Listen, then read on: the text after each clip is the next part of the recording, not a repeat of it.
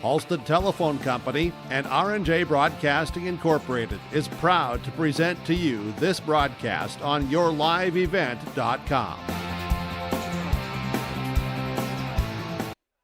All right, welcome everybody. We're here for the second day of the 2025 Lisbon Girls Dual Team Tournament. I'm Brent Dick along with Chase Miller today, and we have our final lineup for duels with 3 rounds coming at you today.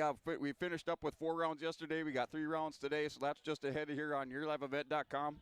We're going to step away. We'll take a quick commercial break and then come back and recap yesterday's action and then set up for today on day number 2 of the 2025 Lisbon Girls Dual Team Tournament. Sywick Lumber and Hardware Hillsboro is your one-stop shop for gifts and home improvements. Check out the huge display of DeWalt power tools. They accept Hillsboro Christmas cash, making holiday shopping even easier. And explore all major name brand appliances, floor covering, cabinets, windows, doors, and much more. Find everything you need for all seasons, including this special holiday season when you shop at Sywick Lumber and Hardware Hillsboro, open Monday through Saturday. What if we said a bank isn't a place to lock up money? It's a place to set it free. What if the point of banking wasn't to bank at all, but to put your ideas to work? What if your bank asked, what if, a little more? Well, what if we told you we do? We're American Bank and Trust, where what if meets why not? If you're ready to change what you get out of banking, start a relationship with us. What if you made the move today?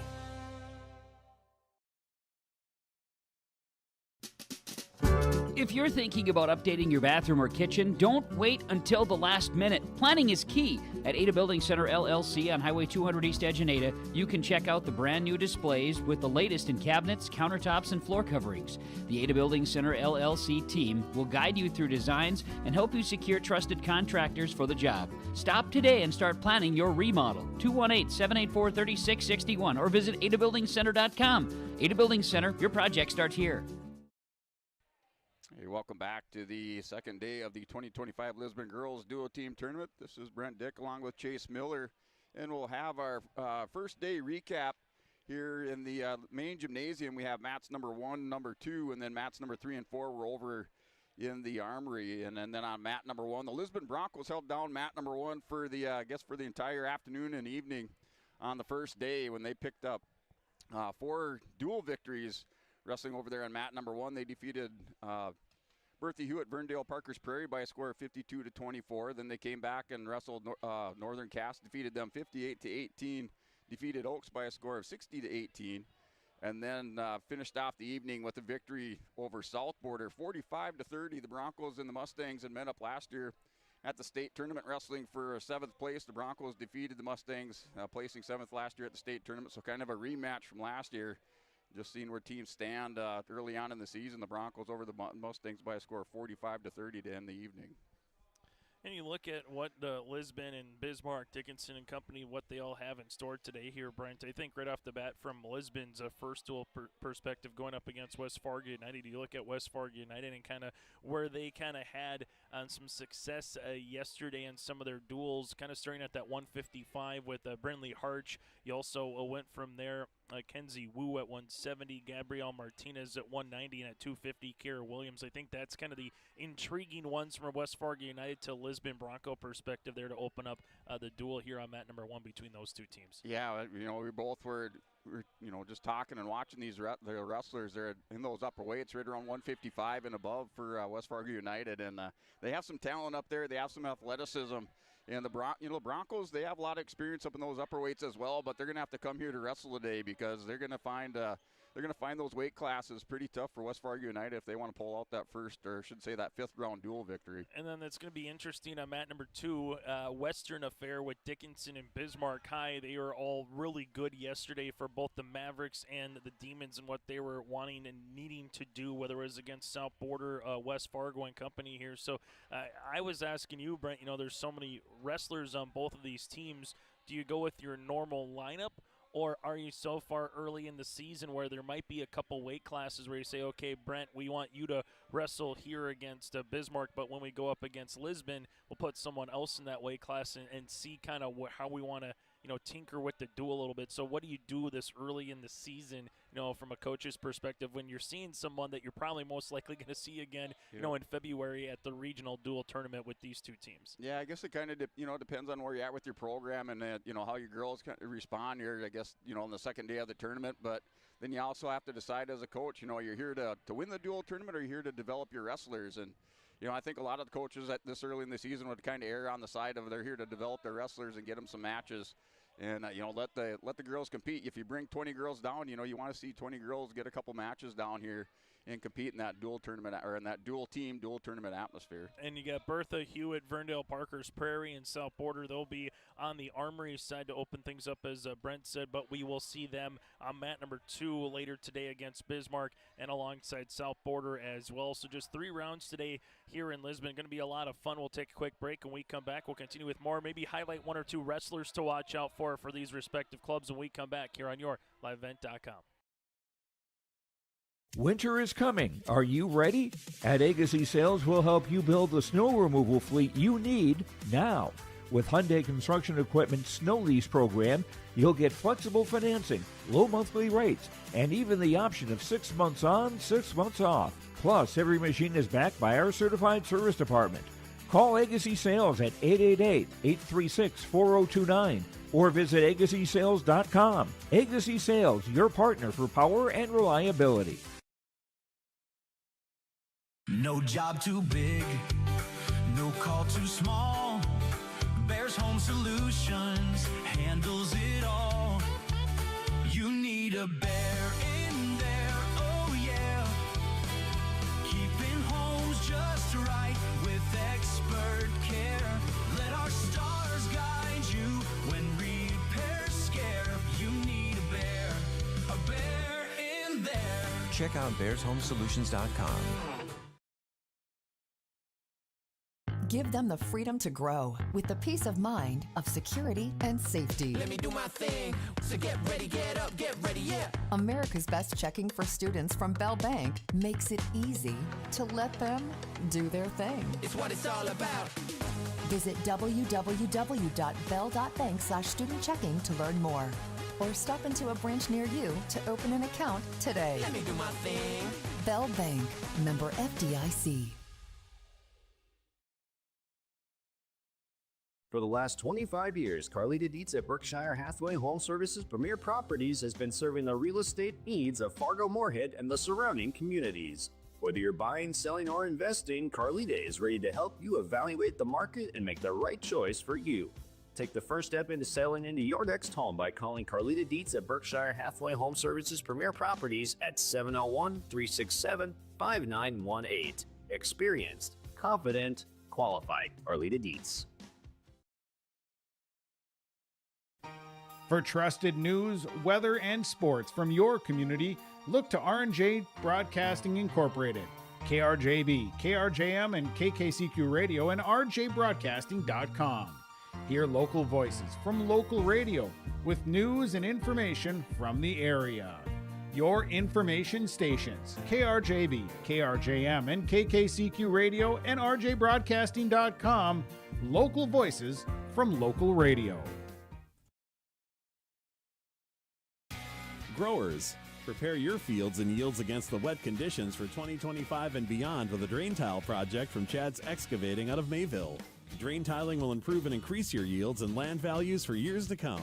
Chad's Excavating provides free, detailed estimates, and with over 40 years of combined success, they provide professional installation and service. Call Chad today to prepare for your future and any questions that you might have.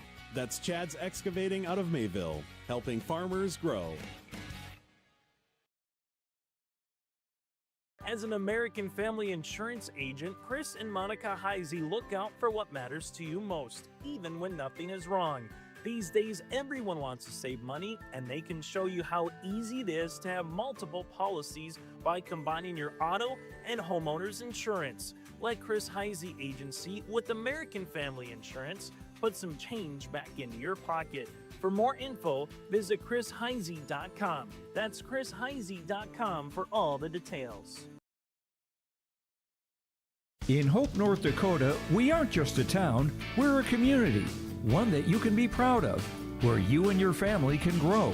With available jobs, affordable housing, a golf course and pool, the Sportsman Club, and great educational opportunities. There hasn't been a better time to join the Hope community, ideally located between Fargo, Grand Forks, and Jamestown. For more information, go to www.hopend.com. Live, work, and play in Hope, North Dakota.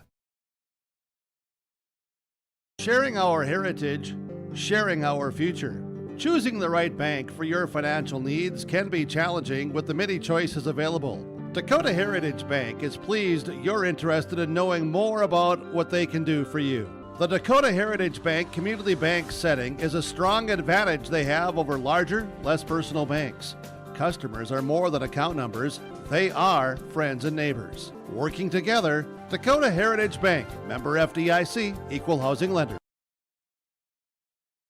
Get ready to make a true impact on the farm. Introducing the HDSR series of staggered rippers from Degelman Industries. At the heart of the machine is the HDSR's staggered two-row setup, which allows for better trash flow and lower draft than an inline ripper. Featuring a shorter implement contour length, easier transport, and better compaction shattering ability than the competitors. The HDSR series from Degelman Industries is engineered tough. Visit our website for more information.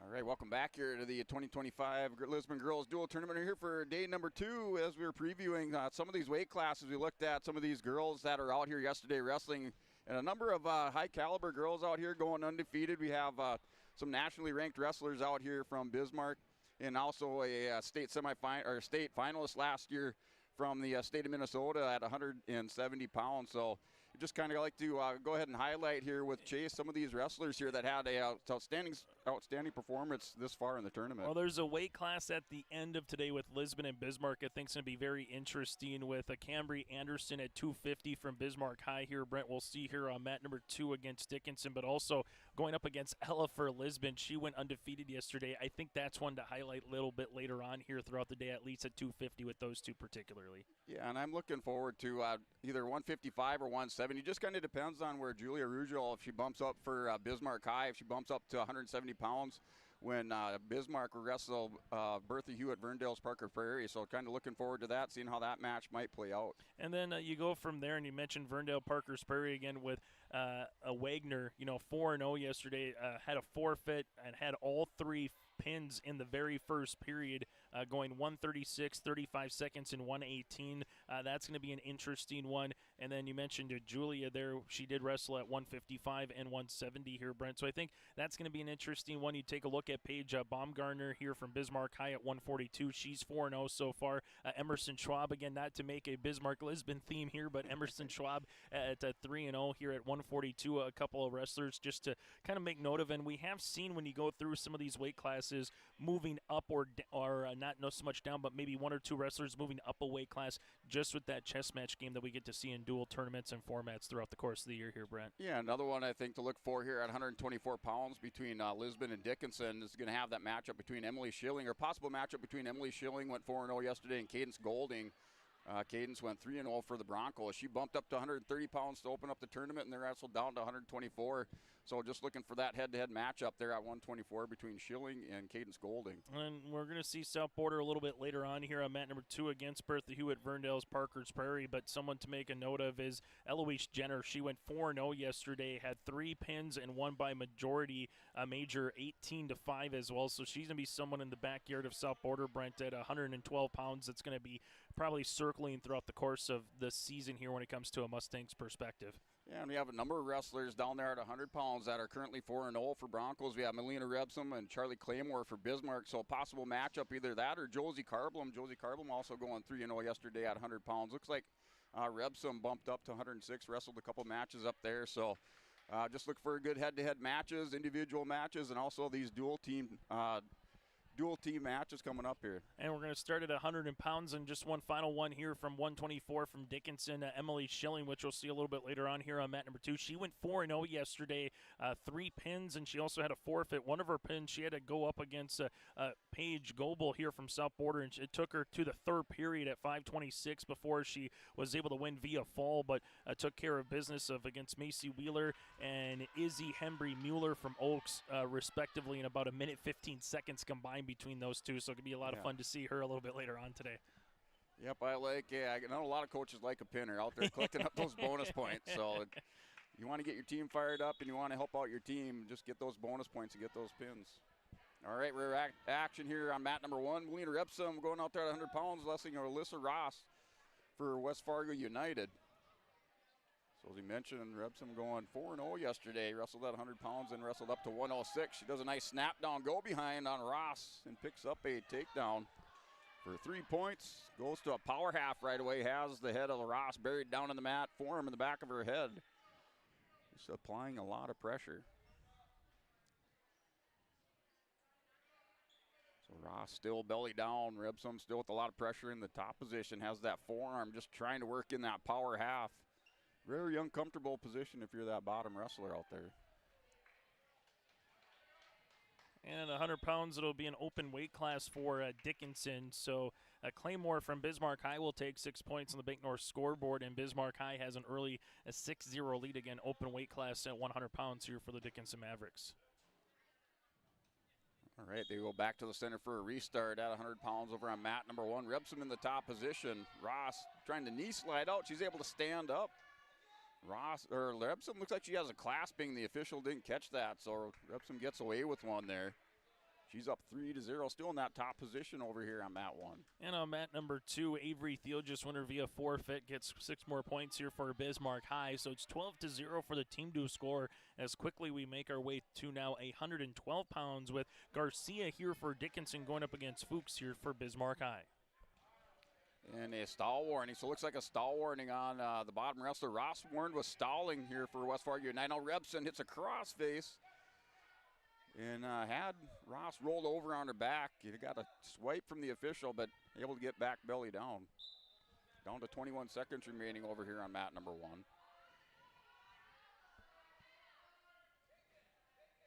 Repson goes to half Nelson. Oh, just picked up her foot. She had that foot in on the mat and then picked it up and was called out just as she turned Ross over. As Garcia and Fuchs right now into some collar ties, 15 seconds into the period here on mat number 2 between these two, and trying to get a little bit of a headlock and come around with a 3-point takedown is a Fuchs here for Bismarck High, and she gets 3 early points here for the Demons. Yeah, Ross and Repsum, as time expires, Repsum will take a 3-0 lead going into the second period. And winner via fall on mat number 2 is Lorelei Fuchs here from Bismarck. 20 seconds into the opening period, it's now 18-0 here for Bismarck High on the team dual score against Dickinson. And we're starting in the neutral position over on mat number 1. Still the 3-0 lead for Melina Repsum. She picked up the takedown in that first period for those 3 points. Ross takes a shot on Repsum. Repsum another goal behind. Good attacking of the head there by Repsum and was able to get around for the 3-point takedown. She's now up 6-0. And Ross in the bottom position was warned for stalling in that first period. The official down there keeping a close watch on that. As Ross, now Repsum's going to let her up. Tries to open up a little bit on her feet. Goes back to a single leg. And there was no escape given, so Repsum had maintained contact. She wasn't given an escape, so still 6-0. Now the 1-point escape for Ross.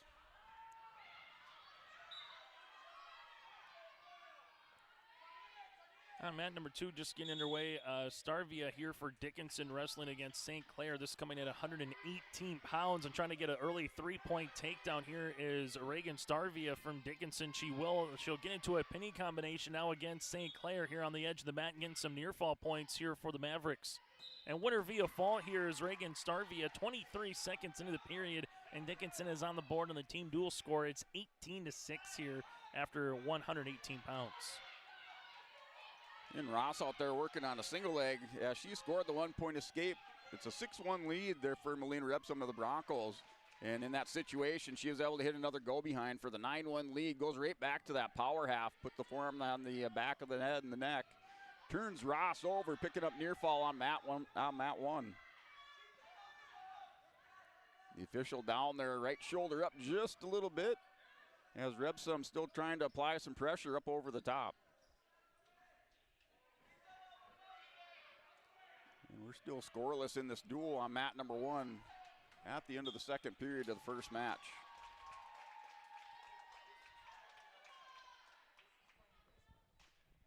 And on mat number 2 here, Reams for Bismarck High will go up against Emily Schilling. This at 124 pounds between Dickinson and alongside Bismarck High.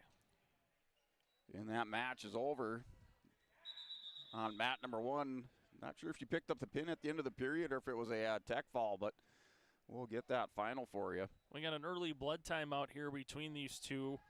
Haven't seen the blood time too much here in this tournament or in this dual tournament here. Blood time brought to you in part by Dakota Heritage Bank, sharing their heritage and their future with locations in North Dakota and Minnesota. For more information, go to dhb.bank. That's dhb.bank with Dakota Heritage Bank with their blood time out.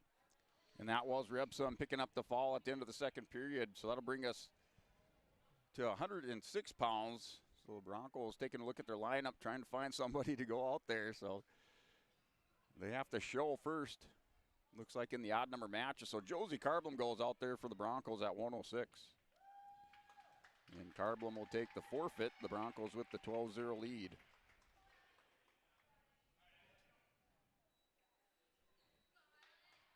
And now looks like Addison Booman going out there for the Broncos. Coming up here at 112 pounds. So that should be Isabel Baku-Elder for West Fargo. So Booman and Baku-Elder out there.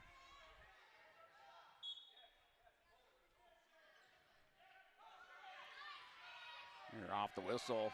Booman goes down, tries to hit a single leg shot. Baku-Elder is up over the top, has the crossface buried in. Booman just defending with that arm out here on the right side.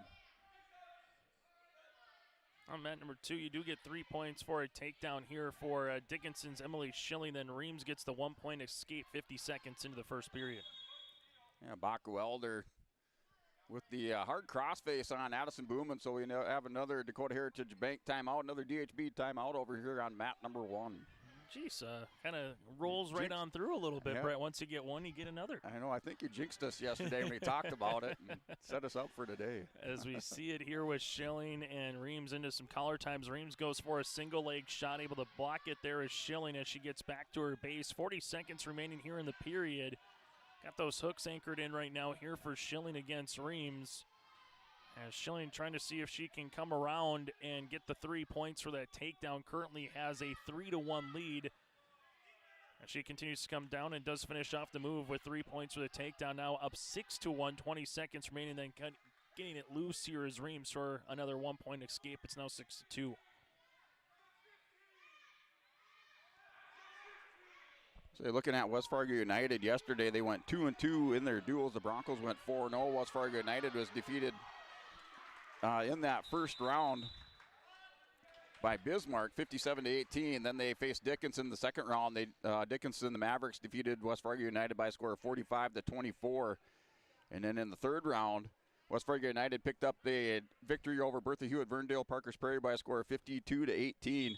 And finished off the evening on the first day with a victory over Northern Cass by a score of 51-18. I think we had about 2, maybe blood times yesterday, and we got 3 already in the opening half hour here on YourLiveEvent.com, brought to you by Dakota Heritage Bank. Might be a sign of things to come today. Things a little bit more competitive, maybe. 9-2 here. Schilling does have the 3 points for the takedown prior to the blood time here against Reams. So Emily Schilling here for Dickinson, again up 9-2 on mat number 2 as they currently continue to work here with blood time.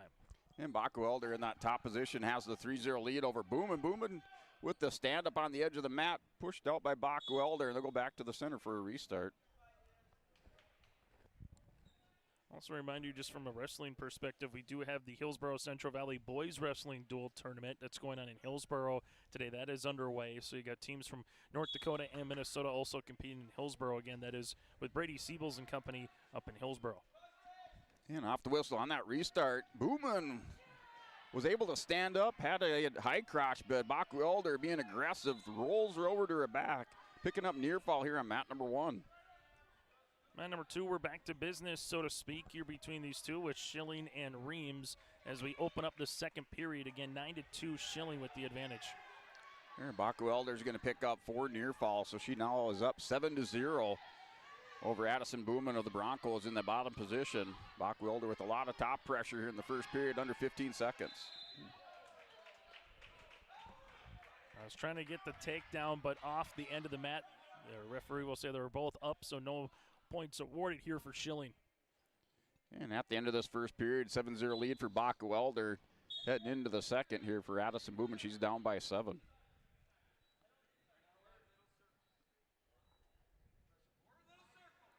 And looks like we'll have another back to a DHB timeout here over on mat number 1. More blood time over on mat 1. On mat number 2 right now, these two just kind of anchored in a little bit with both Reams and Schilling with some collar ties, hand jousting here. 60 seconds remaining in the second period. Working back to the edge of the mat here is Reams and Schilling. And Schilling has earned 3 takedowns so far to have that 9-2 advantage, while Reams has 2 escapes for her 2 points. Team dual score 18-6, thanks in part to 100 pounds and 106 pounds being open weight classes here for Dickinson. So Bismarck able to get that early lead, but working with it now, trying to get that double in here for Schilling as they continue to drive her off the edge of the mat here as Schilling with 34.3 seconds remaining in the period.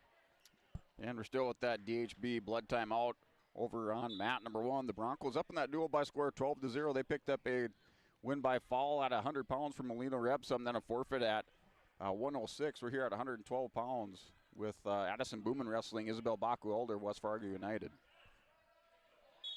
20 seconds remaining here, still 9-2. That's what it was after one period. No one has got a point here in the second on mat number 2. At the start of this second period, Baku Elder goes right to the power half. She digs that in there. She has it wrapped around pretty tight, trying to run around the corner and gets Booman, gets her shoulder over and exposed to the mat, picking up near fall for West Fargo United over on mat number 1.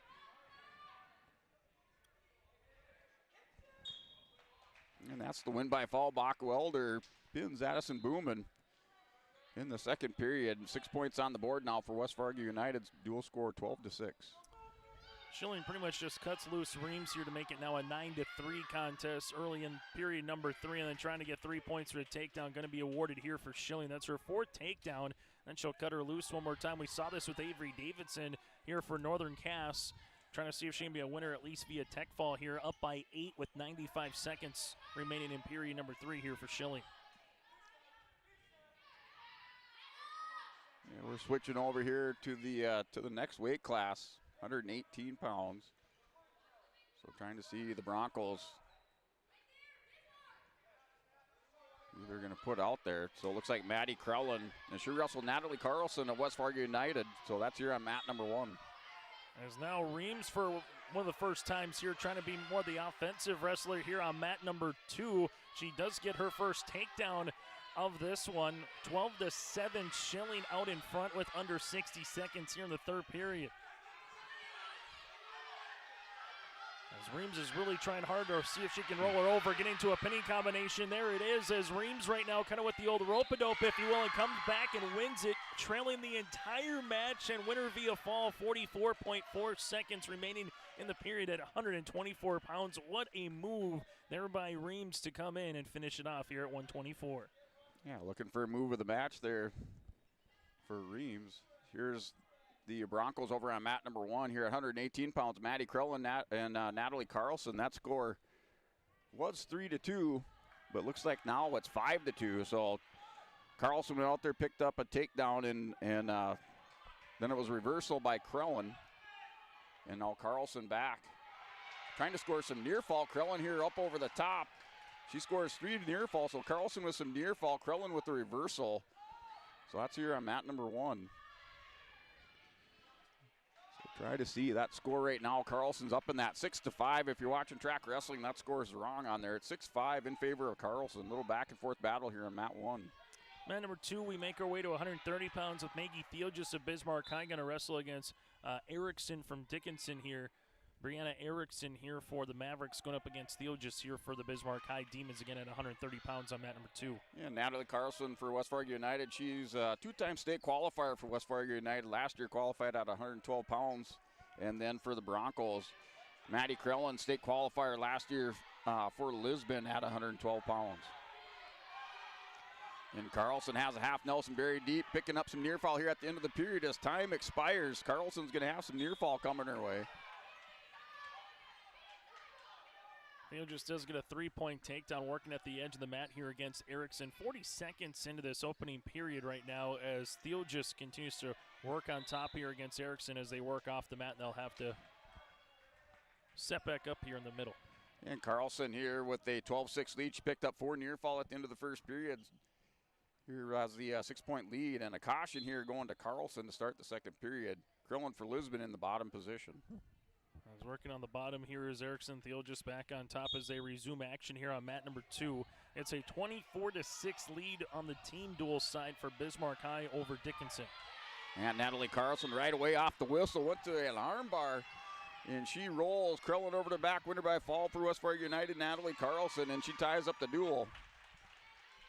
And same on mat number 2, pretty much the exact same move as Theogis able to roll Erickson over, winner via fall here. So back-to-back pins for the Demons as they take a 30-6 lead as we start at 100 pounds in the weight class and already making our way through past the 130-pound weight class here. Winner via fall again, Maggie Theogis from Bismarck High.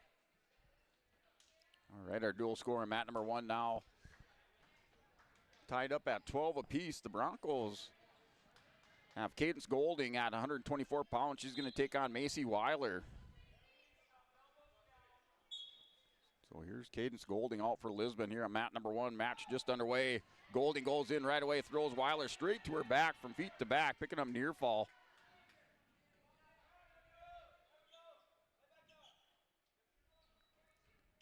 So her score 7-1 with the takedown near fall and the escape. Now Golding back in on another takedown, picking up more near fall.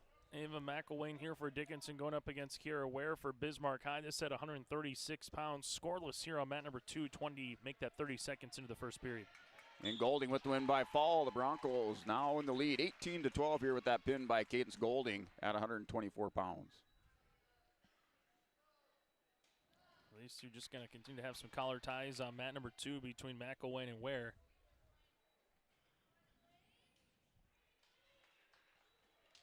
Midway through this duel here on mat number 2 in terms of where they are with the weight classes. Going in for a single leg shot here is McElwain. McElwain's going to get the 3-point takedown then and takes an early 3-0 lead here for the Mavericks.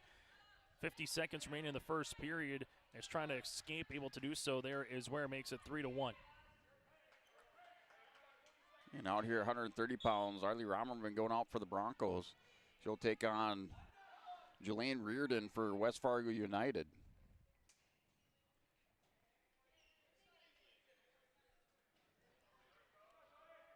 So this match just underway on mat number 130 pounds. And Reardon goes in, throws the head and arm. She's working for a fall within the first 30 seconds of this match over on mat number 1. She has Romerman in all kinds of trouble here on mat 1.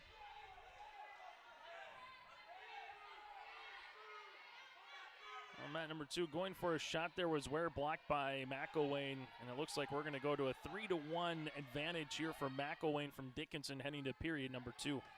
And Reardon continues with that head and arm, has the head locked up. And Romerman still fighting out. She has that left arm posted up, keeping that shoulder on the left side up off the mat. The official down there with the good look here on mat number 1 with under a minute remaining in the first period. As we'll start in a neutral position here on period number 2 between Ware and McElwain. And the win by fall over on mat number 1, Jelaine Reardon for West Fargo United. She'll tie the duel back up here at 18 apiece, so back and forth battle between the Broncos and West Fargo United over on mat 1, and we're tied up at 18. As McElwain right now continues to work against Weir here. It's just a 3-point takedown. There was a 1-point escape. A caution has been awarded to Weir just off the jump, so to speak, to open up period number 2. 30 seconds into this second period at 136 pounds. Going for a single leg there is McElwain, blocked by Ware. Ware continues to work up top, trying to see if she can get those doubles underneath here on McElwain and work around and gets a 3-point takedown here for Kiera Ware for Bismarck High, now wrestling in front for the first time here at 136 at 4-3. All right, it's just some discussion down there with the coaches over here on mat number 1. So that's the hold-up as the coaches down discussing with the official. Looks like they're just looking at some rosters down there, trying to sort things out on mat 1. As they see it here, and I think Dickinson wanted a little bit called for grasping a little bit there with Ware working on top, kind of has that arm wrapped up currently. Now able to roll through a little bit here was McElwain, but Ware continues to keep her advantage on top at 4-3 here, 40 seconds remaining in the second period.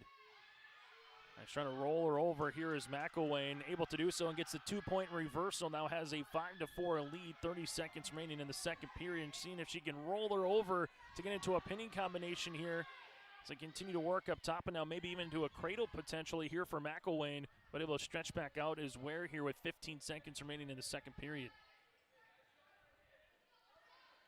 These two have really done a nice job, both seeing what McElwain and Ware have been able to wrestle against one another right now. We're going to go to the third period as it stands 5-4 in favor of McElwain here for Dickinson at 136 pounds. And the coaches and officials over here on mat number 1 still in a timeout. Another Dakota Heritage Bank timeout over here on mat number 1, this time for the officials and the coaches, as it looks like they're still discussing some of the roster changes or the roster moves over here on mat 1. As I was going to mat 2 yesterday a little bit, as the official from mat number 2 now is going to go over to mat number 1. We're getting all parties involved here, Brent.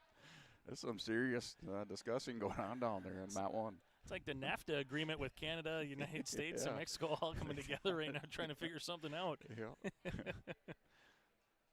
Pretty soon we're going to have folks from the stands down there. I think what I can see from the West Fargo United coach is saying what, someone weighed in as a wrestler. So the old adage is, again, you can always wrestle up, but you can't wrestle back. So if someone's kind of, 1 or 2 pounds underneath from one coach's perspective to another, that can obviously change the way that the duel is going and how close the duel is, Brent. And if you're West Fargo United, you got some heavy hitters still coming up as you get through these bigger weight classes. Yep, and that's just, it's just part of being a coach and trying to figure out those roster moves and staying within the rules of dual team wrestling. Nice thing is I see some smiles down there with how they're explaining stuff, so no one seems to be too egregiously mad one way or another. But what it is doing, it's holding up wrestling here between mat number 1 and mat number 2. Well, how many times I've seen the official from one mat go over to the other mat to get things worked out. But we are right now in a Dakota Heritage Bank timeout with the officials and the coaches on mats 1 and 2. So we could probably just step away, take a quick timeout here, Chase, and then we'll come back for more action from the 2025 Lisbon Girls Dual Team Tournament. At Enbridge, we're focused on relationships. 23 Canadian First Nation and Métis communities now own an equity stake in Enbridge Athabasca Pipelines. In Minnesota, Enbridge has spent $450 million and counting, with Native-owned companies and in wages to tribal members working on Line 3. Every day brings new collaborations, partnerships, and possibilities. Learn more at Enbridge.com.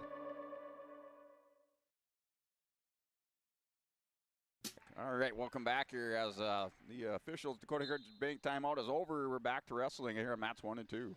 As mat number 2 back to business here, McElwain from Dickinson up by 1 here against Kiera Ware, which has been a really good matchup so far here at 136 on mat number 2.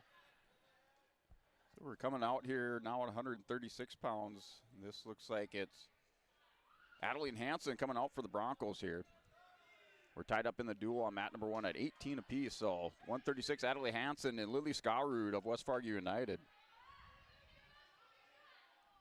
You see just some collar ties here on mat number 2. 30 seconds in, up by 1 again is McElwain. So Ware's going to have to try to go make a move, but McElwain got her into a little bit of a headlock right now, but working on top is Ware with her balance, trying to get out of the headlock, able to do so, gets 3 points for the takedown, and now has a 7-5 lead, 70 seconds remaining. Trying to get a 2-point escape here now will be McElwain, potentially, or the reversal. She's working it through here on Ware. And able to get that for the 2-point reversal here, tied up at 7. All right, mat number 1 wrestler still kind of in that feel-out phase. Goes a Russian tie here for Adelaide Hansen. She drags Skarud down to the mat on mat number 1 with 1:15 remaining in the first period. We're still scoreless. As we're able to get back to her tripod base, gets the 1-point escape. It's 8-7. Now McElwain will have to get going early here with 35 seconds remaining in the period, down by 1. And Hansen with the takedown over on mat number 1. She has the 3-0 lead. Goes to half Nelson. Skarud left that elbow up on the left side. Hansen has the half Nelson buried in deep, trying to put the Broncos up in this duel here on mat 1. McElwain went for a shot blocked by Ware. Now Ware trying to come back and get the finishing touch on the match here as they work off to the side with 11.6 seconds, and will start in a neutral position. That's a great match over there on mat number 2 here, as Hansen with the win by fall on Lily Skarud. She threw that half Nelson and exposed the shoulder and had the slap of the mat for the pin on mat 1. The Broncos regain the lead now, 24-18 on mat 1. McElwain not rushing at all, and Ware's going to be just fine with that. McElwain's going to go try to make a shot with 3, with 2, with 1. There's the attempt, but that'll come out of time, and winner via decision, 8-7 here from Bismarck High. Kiara Ware over Dickinson's Ava McElwain.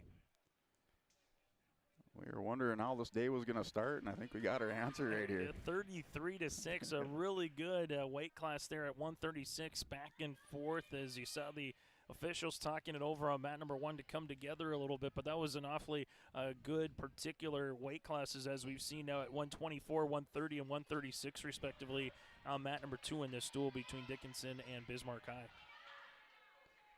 And here at 142 pounds, Emerson Schwab out here for Lisbon at 142. She wrestles Marley Carr from West Fargo United. Also at 142 now on mat number 2, it's Paige Baumgartner here for Bismarck High going up against Dorman here for Dickinson. Here's Schwab. Headgear goes flying off just as she dropped down for that double leg takedown. They'll have a restart back in the center of the mat on mat 1. Same here on mat number 2. They will have a restart after working off to this side of the mat. 20 seconds in, still scoreless here on mat number 2. Yeah, and we're still scoreless on mat 1 as that takedown did not count there by Schwab, so we're back on our feet. Bismarck High from a team dual score has a 33-6 advantage right now over the Mavericks here of Dickinson. First year with their new moniker here this season when it comes to high school athletics.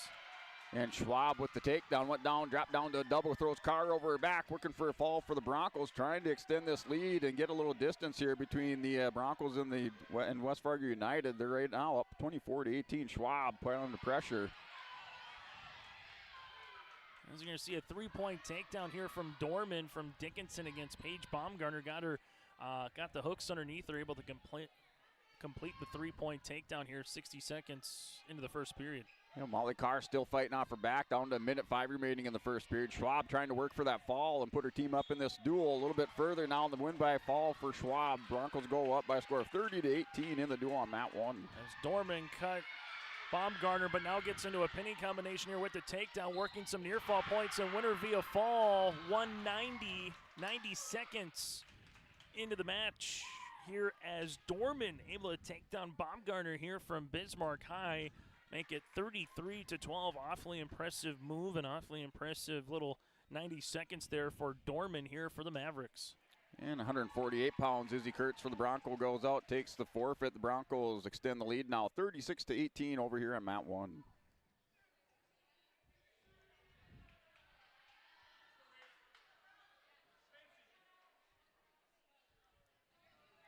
You know, one thing I noticed today is that the coaches are holding back their lineups a little bit more as far as showing which wrestlers. So a little bit more on the line here today, it seems like, between these teams. Especially if you're that second team, can kind of see what the first team in front of you does a little bit, right, Brent? Yep.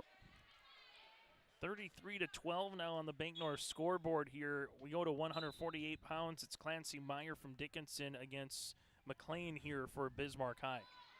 The Broncos lead 36-18 over here on mat number 1. We're at 155 pounds. There's Veda Karblum out there wrestling Brinley Hartosh. Hartosh for West Fargo United.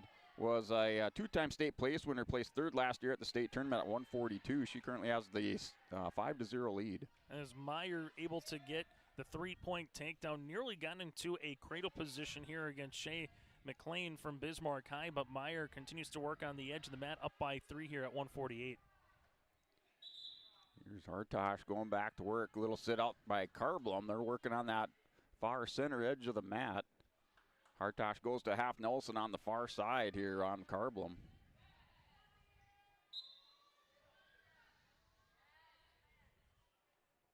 Hartosh has the back ankle spike. She's going to go up over the head, inside cradle position. She has it locked up, rolls Carblum over. She's going to pick up some near fall on mat number 1. On mat number 2 right now, again, Dorman continues to work up top. 60 seconds into the period here at 148, up 3-0.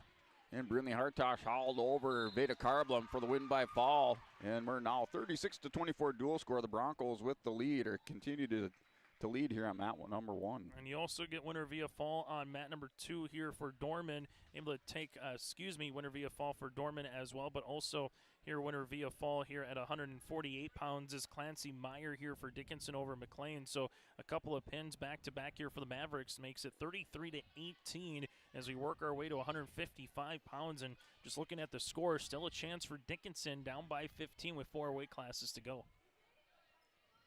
Yeah, here mat number 1, we're still 36-24 in favor of the Broncos. Ava Carblum out there for Lisbon, wrestling here at 170 pounds. Also, now we make our way to mat number 2 here at 155 pounds. Wrestling for Dickinson will be Medeiros going up against Madison Reams here from Bismarck High. And Carblum and Martinez match underway at 170 pounds on mat number 1. Martinez ties up the wrist on Carblum. Carblum breaks away. Martinez goes back in there. You know, if I remember right, Martinez yesterday had some explosive moves herself here for West Fargo United, one of their standout wrestlers so far here for the, I guess, an early season at 170. 155, still some collar ties here, 30 seconds into the period. Scoreless between these two here on mat number 2 with Medeiros and alongside Reams, but trying to get a takedown here is Reams, able to get the opening 3 points here on mat number 2. And back here for another Dakota Heritage Bank timeout, sharing your heritage, sharing your future with locations in North Dakota, Minnesota. That's dhb.bank, Dakota Heritage Bank timeout on mat number 1. More blood time here in our second day of wrestling. As Reams continues to work up top here against Medeiros, we'll see Bismarck High a little bit later on here on mat number 2 as well with Bertha Hewitt, Verndale, Parker's Prairie Welford Dickinson. They will wrestle with Lisbon next on mat number 1 coming up here in round number 2 here in Lisbon this morning. And Carblum did pick up the takedown before that timeout on mat number 1, so she has the 3-0 lead with 1:25 remaining in the first period. Reams is trying to work a cradle at the edge of the mat there as Medeiros is able to get back to her base as Reams is trying to see if she can roll her over into a pinning combination as she has a 3-0 lead, 25 seconds remaining in period number 1. So continue to work at the edge of the mat, and Medeiros here will get a 1-point escape. It's now 3-1 in favor of Reams from Bismarck High. As these two kind of go back into some collar ties, going for a single leg shot was Reams, now working back through his Medeiros, trying to see if she can get 3 points for the takedown before the end of the period here. As unable to get the 3 points to finish it off, so it'll be 3-1 going to period number 2. And we're back to wrestling over on mat number 1 after that timeout. Carblum with the 3-0 lead. She goes right away to that power half, puts the forearm in the back of the head, trying to force Martinez and flatten her out, stretch her out on the mat. Digs the half in on that left side on mat number 1. As for Bismarck High here, starting in the up position will be Reams against Medeiros here from Dickinson. Still 3-1 here at 155 pounds, opening up period number 2. And working her into a pinning combination now is Reams just able to turn Isabel over and win her via fall. 15 seconds into the second period, Madison Reams from Bismarck High, and pretty much put the duel on ice here for the Demons as they now lead at 39-18 with 3 weight classes to go. The Broncos are up 36-24 over here on mat 1. More blood time as Carblum continues to lead. Gabriela Martinez of West Fargo United, that's here on mat number 1. So we're in another blood time out. Martinez yesterday just looking at the results, she went 2-2 yesterday for West Fargo United. She wrestled at 170 pounds and then up at 190. She picked up a tech fall and a pin in both of her victories. Oh, man, number 2 kind of waiting to see who's going to come on for this particular 170-pound matchup between Bismarck and Dickinson on the Bank North scoreboard. From a team dual score perspective, it's 39-18 Bismarck High over at Dickinson. It's been all 6 points, either forfeits or a winner via fall outside of one decision that was 8-7 for Kiera Ware for Bismarck over Ava McElwain here for Dickinson again on the Bank North scoreboard. That's Bank North scoreboard. Bank North has been a trusted financial partner for generations, helping customers and communities build, grow, and prosper. To see what values-based banking can do for you, visit banknorth.bank today. Bank North, member FDIC, and equal housing lender. Well, we head to 170 pounds now on mat number 2 again. This one going to be with Hagenstad from Dickinson against Arroyo here from Bismarck and Julia. And Brent, you had some nice words to say about her earlier on the broadcast here today. Yeah, she's a multiple-time state champion and also nationally ranked wrestler out here for Bismarck High School. So just good to see Bismarck coming down here. It's just, one of the opportunities that the Broncos are fortunate, I think, to have here to host Bismarck and to see some of these Western teams out here that they possibly face later on in February. And Julia, again, as we've seen from more the aggressive offensive wrestlers, get a 3-point takedown, let their opponent get cut loose to try to get back to another pinning combination or possibly get another takedown, as she's able to do so there, and now leads it 6-1 and now makes it 6-2. And back wrestling, we're still in the first period with that 3-0 lead for Ava Carblum as she goes to break down Gabrielle Martinez. They're working more here to the near edge of the mat. Carblin goes back to that power half, puts the forearm into the back of the head of Martinez and really working underneath on that left side. As working up top now makes it 9-2 here as Arroyo gets another takedown. 50 seconds remaining in period number 1 here on mat number 2. And Carblin has the half Nelson here on the right side. Martinez defends it to end the period. It's a 3-0 lead for Carblin. Broncos up in the duel on the Bank North scoreboard, 36-24. Arroyo continuing to work up top here, up with a 9-2 advantage. 3 takedowns so far, 2 escapes here for Hagenstad for Dickinson. 20 seconds remaining here in period number 1 at 170 pounds. Going into the second period, Carblin in the top position. She has the 3-0 lead over Martinez, goes right away, chops the arm, breaks Martinez's belly down in the center of the mat. 5 seconds remaining in the period here. Can Julia win it before the time? The answer is yes. Winner via fall here from Bismarck High with 4.4 seconds remaining in the period. Julia Arroyo here from Bismarck High makes it 45-18. Yeah, Carblum continues to work center of the mat, goes back to the power half. Forearm in the back of the head, forcing that head of Martinez. Forehead into the mat, locks up the half Nelson, going to try to drag her up and over, and she does. She powers her over, so the Broncos making a little adjustment on their half Nelson. They had troubles with it yesterday. Martinez able to get back belly down, doesn't give up any near fall for Lisbon here on for West Fargo United on mat 1. As we head to 190 pounds now, Cambry Anderson from Bismarck will wrestle against Kendra Erickson here from Dickinson. This again at 190 on mat number 2. And we're still at 170 pounds. We're in the second period, under 50 seconds remaining. And the half Nelson works this time for Ava Carblum. She gets Martinez over to her back, working for the fall and the pin for Ava Carblum. She's now 3-1 in the dual team tournament. She puts the Broncos up now 42-24 on mat 1. As Anderson already has the 2 takedowns. Giving an escape here is Erickson for Dickinson. 6-2, 40 seconds into this period on mat number 2. As Bismarck High going to get another takedown here for Anderson. Now with a 9-2 advantage going back to her tripod, there is Erickson. And right now trying to roll her back over, able to do so. Here is Anderson into a pinning combination. Winner via fall, 60 seconds into the period is Cambry Anderson from Bismarck High. Now make it 51-18 on the Bank North scoreboard. Yeah, our dual score over on mat number 1 is 42-24 in favor of the Broncos, up to 190 pounds as we have Cora Oster going out there for Lisbon and Kenzie Wool for West Fargo United. So right away off the whistle, Wool very aggressive, goes in, collar tie, hits the ankle pick on Oster. Don't think Oster was expecting that. Got her a little bit flat-footed as well right away off the whistle. Very active. Goes to the half Nelson. Has it locked up on the near side. And she'll take Ulster over, picking up near fall here on mat number 1. Oh, mat number 2 right now. Lockie for Bismarck going up against Sutton here from Dickinson. This at 250 here in the final weight class on mat number 2. And Wall working the near fall, has the penny combination locked up here. Ulster trying to fight off her back as the Broncos do lead the duel 42-24 at 190 pounds. Win by fall for Kenzie Wool of West Fargo United. Our duel score 42-30. Broncos with the 12-point lead.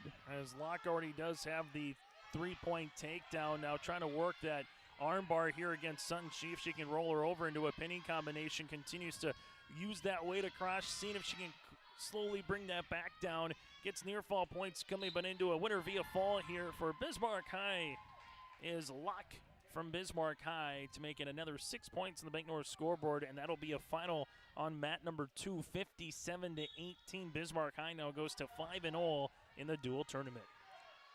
Now looking out here at 250 pounds, our heavyweight girls out here right now. That's Ella Sad for the Lisbon Broncos. She's working a collar tie, hits a nice throw, and she's rolled over. Kira Williams reversed it on there. Looked like Sad had a nice head and arm locked up, stepped into it. Williams comes back, powers through, takes Sad right down to her back, working for a fall. You're at 250 pounds. Kira Williams, a state qualifier at 190 pounds last year. Sad, a state place winner for the Broncos. So Williams with the win by fall, and that tightened up the dual score. It ends up being 42-36, but the Broncos pick up the win. They're 5-0 in duels today. Or I should say 5-0 in duels in the tournament. 1-0 on the day. They went 4-0 yesterday. They win this one by a score of 42-36 on mat 1. As we get now to our Olson Accounting dual recap here between these two on mat 1 and mat number 2. If you need help with monthly accounting on your payroll at Cindy and her staff at Olson Accounting, give you a hand. Go to colsoncpa.com. That again is colsoncpa.com. Well, on mat number 2, Bismarck High got some early points thanks to a couple forfeits at 100 and 106 pounds respectively. So they had 12 points in hand before they eventually would go on to win 57-18. And 112 pounds winner via fall is Fuchs from Bismarck High. At 118, you had Starvia get the first points. Winner via fall here, 26 seconds into the match at 118. At 124, you had a winner via fall for Reams. At 130, winner via fall for Theologis. Then taking an 8-7 decisive or decision win there was Kira Williams, a good one against Ava McElwain. At 142, Dickinson got rolling then with a Dorman fall over Paige Baumgartner. And at 148, Clancy Meyer also winner via fall. Madison Reams at 155. You had Julie at 170 for Bismarck. Cambry Anderson wrestled at 190. And then Shayna here at 250, able to all win via fall here to make it 57-18 for the dual recap here on mat number 2. Yeah, the dual recap over on mat number 1. The Broncos opened up with a win by fall at 100 pounds from Melina Rebsum. She pinned Alyssa Ross in 346. The Broncos picked up another win at 106 pounds with a forfeit to Josie Carblam. They led 12-0 going into 112 pounds when Isabel Bachwell there for West Fargo United pinned Addison Booman. And then at 118, Natalie Carlson, as West Fargo United went back-to-back with pins, as Natalie Carlson pinned Maddie Krellin in 2 minutes and 9 seconds. We're tied up at 12 apiece after 118 pounds. And then the Broncos in West Fargo United would trade pins at 124 and 130, as we're still tied up going into 136. Adeline Hansen and Emerson Schwab for Lisbon picked up back-to-back pins, extending the Broncos' lead, and they'd pick up another forfeit at 148 with Izzy Kurtz. And the Broncos had what they needed then to win this duel. As West Fargo United were able to fight back there. They picked up wins at 155, 190, and then at 250 pounds. So they picked up 3 more pins, but the Broncos, with those forfeits in the pins from their wrestlers at 136 through 140, or 136 and 142, just put the duel out of reach for West Fargo United. The Broncos win 42-36 over here on mat number 1. And then we're going to get to our wrestler of the match, brought to you in part by Enbridge.com. Go to Enbridge Energy, that is Enbridge.com. At 142 pounds, we're going to give it to Dickinson's Christina Dorman. She looked really good, had a game plan against Paige Baumgartner, able to get an early takedown, then get into a pinning combination after that at 142 pounds, brought to you in part by Enbridge. That's Christina Dorman here at 142 on mat number 2. Yeah, bringing the energy over here on mat number 1 at 250 pounds. That was Kira Williams for West Fargo United, she's our Enbridge Energy Wrestler of the duel, as she was able to come out with a win by fall over Ella Sad. Sad last year, 4th place at the state tournament. Williams, a state qualifier at 190.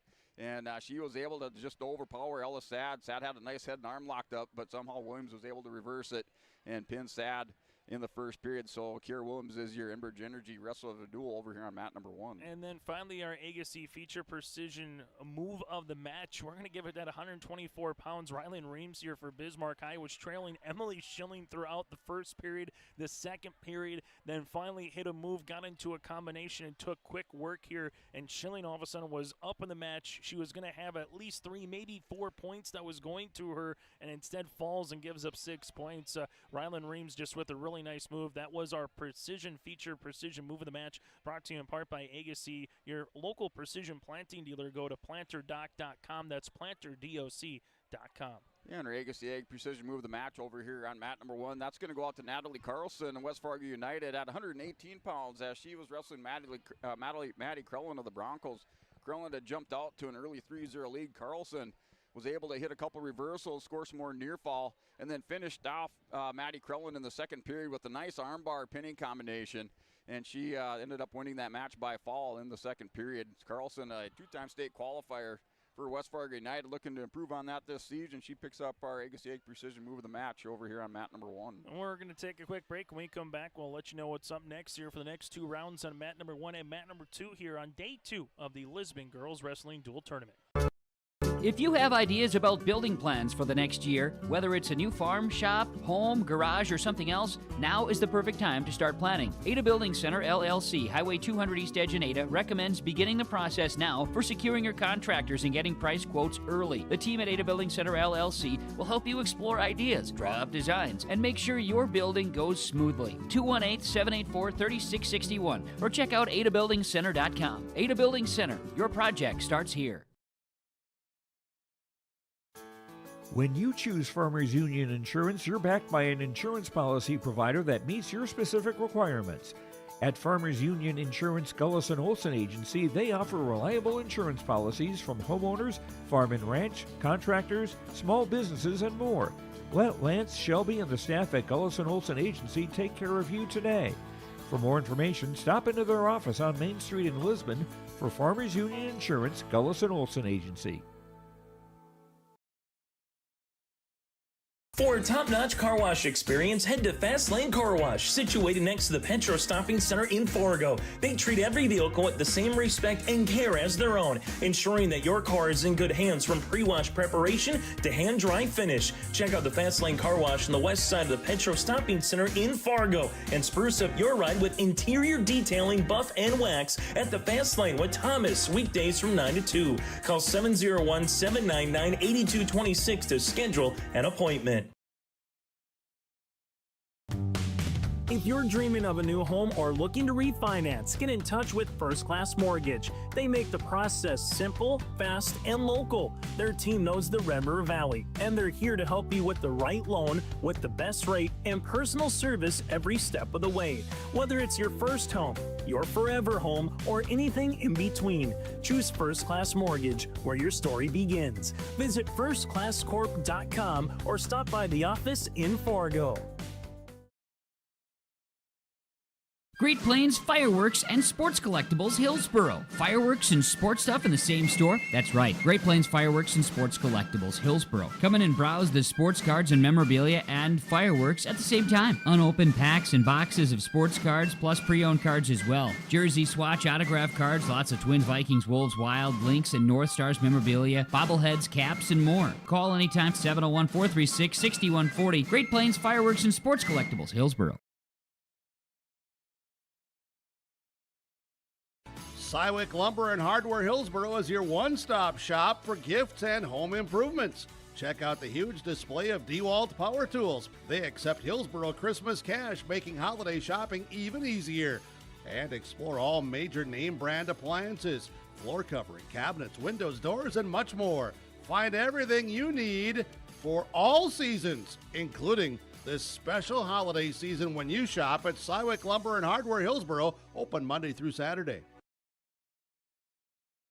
Embrace the joy of community at Halsted Living Center and Heritage House in Halsted, where wonderful neighbors and energetic minds come together. If you're seeking more than just a place to call home, you found the right spot with Halsted Living Center and Heritage House. Whether your interests lie in music, agriculture, sports, or dancing, you'll find someone who shares your passion and expertise. Discover a fulfilling lifestyle filled with connection and celebration with Halsted Living Center and Heritage House in Halsted. Get more information by calling 218-456-2105 or log on to halstedlivingcenter.com.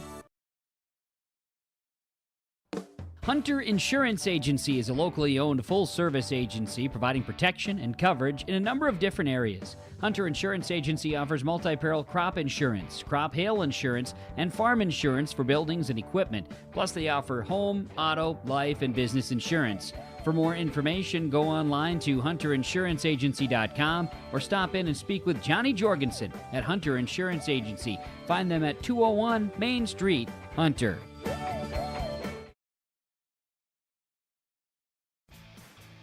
Hey Lisbon, it's time to rally behind our favorite team.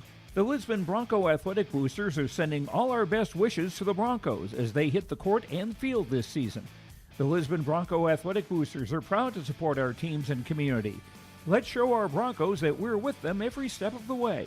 Go Broncos! Your dedication and spirit makes us all proud. From all of us at the Lisbon Bronco Athletic Boosters, we're cheering for you.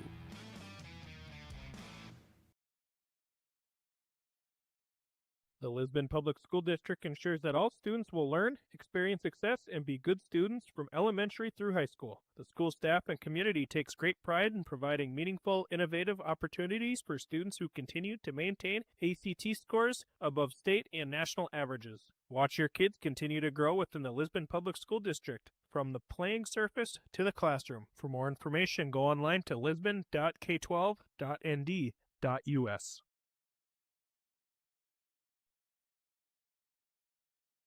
While medicine's greatest advancements look like the latest sci-fi, one of our most powerful tools is far more simple, more human.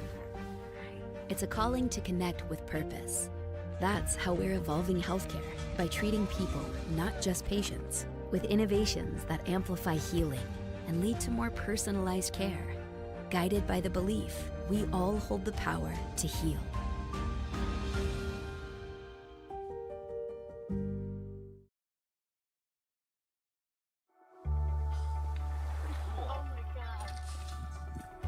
We aren't meant to be still. And while you determine the direction you'll go, we're just here to help you along the way. So go. Go with experience. Go with teamwork. Go with neighbors. Go with integrity.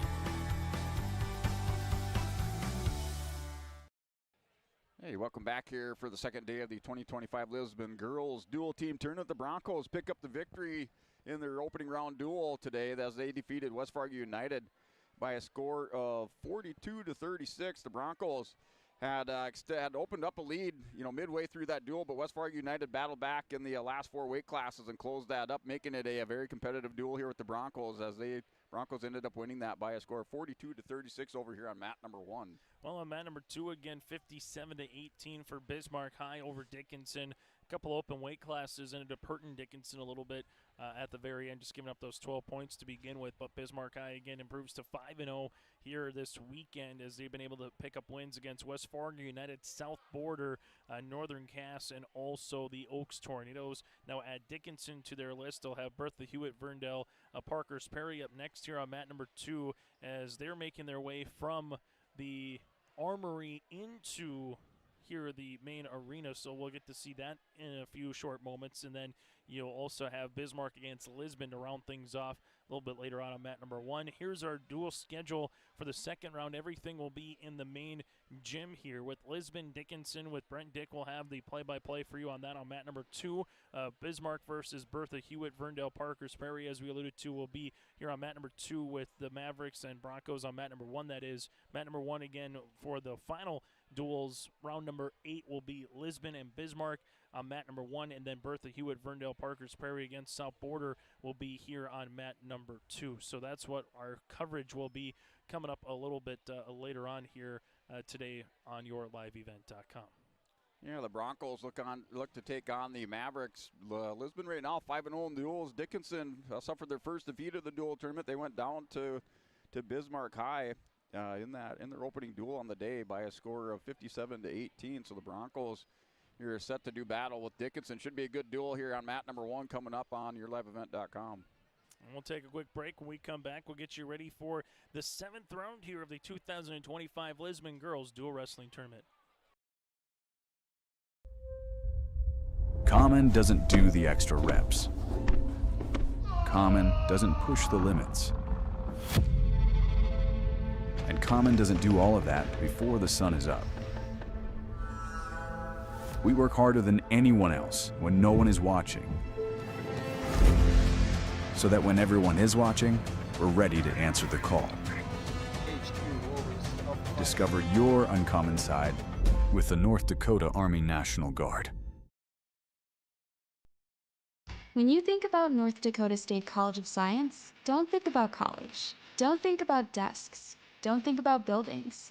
Don't think about our expert instructors or our high-tech classrooms. Think about that new pickup you'll soon be driving. Think about decorating your first apartments. Think about that great job that's already waiting for you. Then, think about how you'll be doing all of those things in just 2 years. North Dakota State College of Science, the smarter way to college. Running a business is tough, but your accounting doesn't have to be. Let Olson Accounting check all the boxes. From taxes, payroll, business services, and professionalized financial guidance, all tailored to fit your requests. Whether you're a small business owner or just need help at tax time, trust Olson Accounting for professional, reliable service every time. Visit colsoncpa.com or call 701-683-2700. Olson Accounting of Lisbon. Riverside Building Center in Lisbon is the premier building supply headquarters in southeastern North Dakota. They have it from the basic home improvements to complete pre-built homes. Their staff is knowledgeable in every product they sell. With their large inventory and a fleet of 6 delivery vehicles, Riverside Building Center in Lisbon can bring the products to your job site. From a hammer all the way to a home, they have you covered. Visit rbclisbon.com today. That's rbclisbon.com. Riverside Building Center in Lisbon. Since 1981, Park Christian School has been educating the next generation of leaders in the Fargo, Moorhead, and West Fargo area. Park Christian's thoroughly Christian education and commitment to academic excellence has resulted in a confident tradition of student success. Students graduate from Park Christian School strong in their faith and well prepared for the rigors of college, career, and relationships. Call 218-236-0500 to schedule your visit or go online to parkchristianschool.org. Partnership is a way of life here in the Northland. It's about pitching in to help our neighbors, making lending decisions locally, honoring long-term commitments to farmers, Main Street businesses, teams, schools, and rural communities. We're more than just a bank. We're a community partner, working constantly and diligently to enrich the lives of everyone we serve. Bank North, always true. Hungry and on the road, Petro Stopping Center in Fargo has got your back with an impressive lineup of goodies including Popeye's Chicken, Charlie's Cheesesteaks, Cinnabon, Papa John's, and a mouth-watering full-sized restaurant, the Dolly Down Grill. You'll be spoiled for choice. Whether you're a quick pit stopper or looking to settle in for a while, Petro Stopping Center's Fargo location has got you covered 24/7 every day of the week. Cruise on over to their spot just off 45th Street and I-94 and indulge in a feast fit for the road warrior in you. At Polar Communications, innovation is in our DNA. We're pioneers, always looking ahead to what's next to ensure our communities thrive. We were the first in the state to offer gig services, and we didn't stop there. We continue to lead the way in delivering high-quality, reliable technology to your doorstep. A better experience starts here.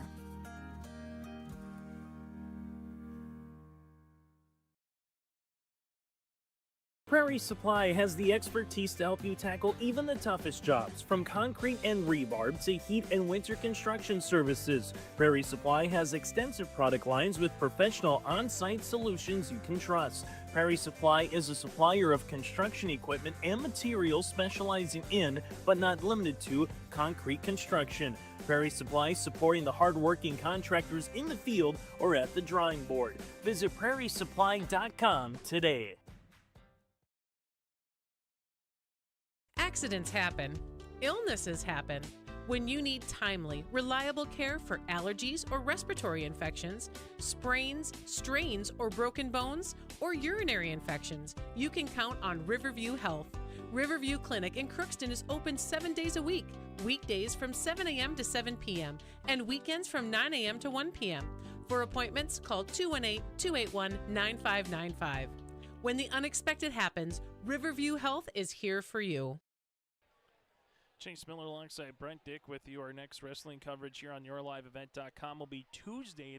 Speaking, we talked about Northern Cass having a brand new wrestling program the last couple of years. Thompson as well. The boys will have a triangular here as they will go up against Crookston and alongside Hillsborough Central Valley. And it's going to be all varsity competition here for Thompson. They've kind of done the old hybrid of JV varsity back and forth. So that'll be our next wrestling coverage here on YourLiveEvent.com on Tuesday. Go to our website and simply go to YourLiveEvent.com or hit subscribe on our YouTube channel by searching Your Live Event for more high school wrestling coming up here throughout the weekend. And a reminder, we will have the Barnes County girls basketball tournament on Tuesday from Valley City State University. The Lisbon Broncos will be back in action as well. The same for Northern Cass. We'll have a wholesale. So the eastern side of the state of North Dakota into the Red River Valley, into Minnesota, up to War Road. We have you covered again. That is YourLiveEvent.com. And also going on right now in Hillsborough, it's the boys dual wrestling tournament. You have a Park Rapids going up against Hillsborough Central Valley, and you'll have a New York Mills going up against Pembina County North, some towns that normally don't get to wrestle against each other with the crossover there. That, again, is in Hillsborough for the dual meet in Hillsborough. So you can check that out throughout the course of the morning and the afternoon. We'll step aside one more time, inching closer here to our second round with Lisbon and Dickinson on mat number 1. Bismarck going up against Bertha Hewitt, Verndale, Parkers Prairie on mat number 2. Lisbon and Bismarck then will put a bow on our coverage on mat number 1. Then we're just going to double back on mat number 2 here with the final match of the day. That'll be of our 8th round coming up a little bit later on today here in Lisbon. We're back with more after this here on Your Live Event. Cywick Lumber and Hardware Hillsborough is your one-stop shop for gifts and home improvements. Check out the huge display of DeWalt power tools. They accept Hillsborough Christmas cash, making holiday shopping even easier. And explore all major name brand appliances, floor covering, cabinets, windows, doors, and much more.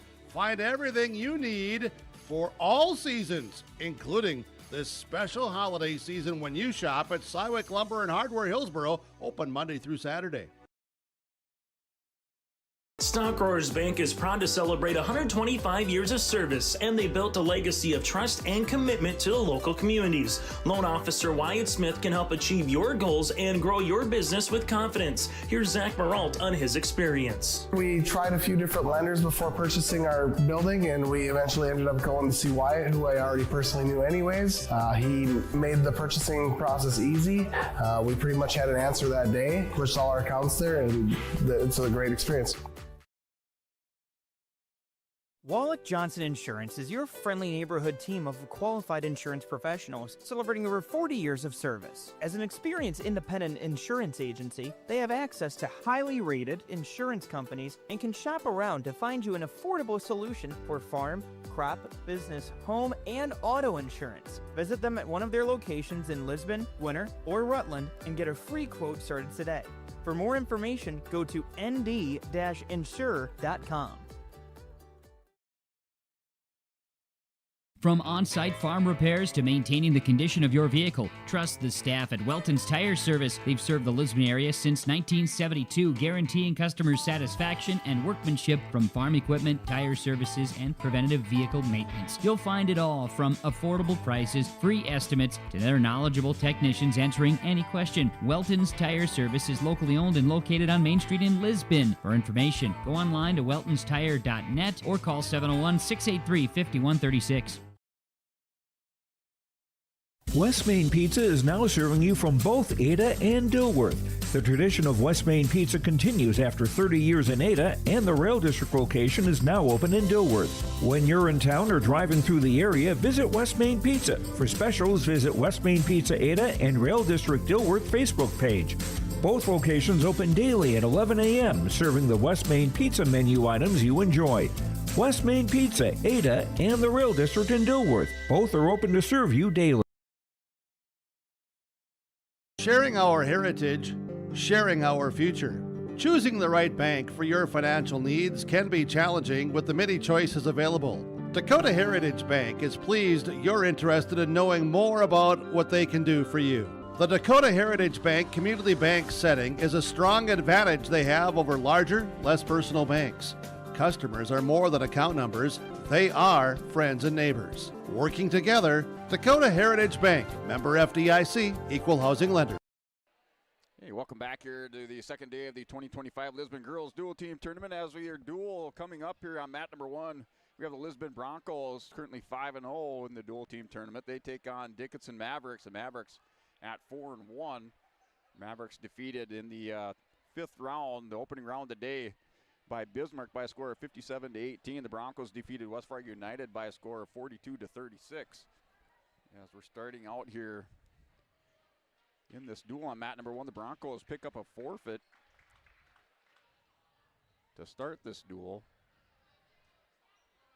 It looked like Melina Rebsum went out there to see which weight class that was at 106. So it looks like Rebsum bumped up to wrestle 106. Now we have Josie Carblum, another open weight class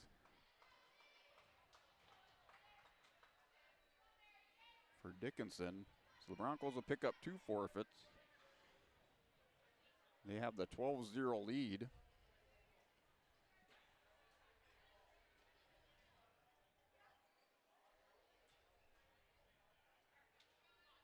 So Broncos up 12-0. Looks like we're at 112 pounds, so that was 100 and 106.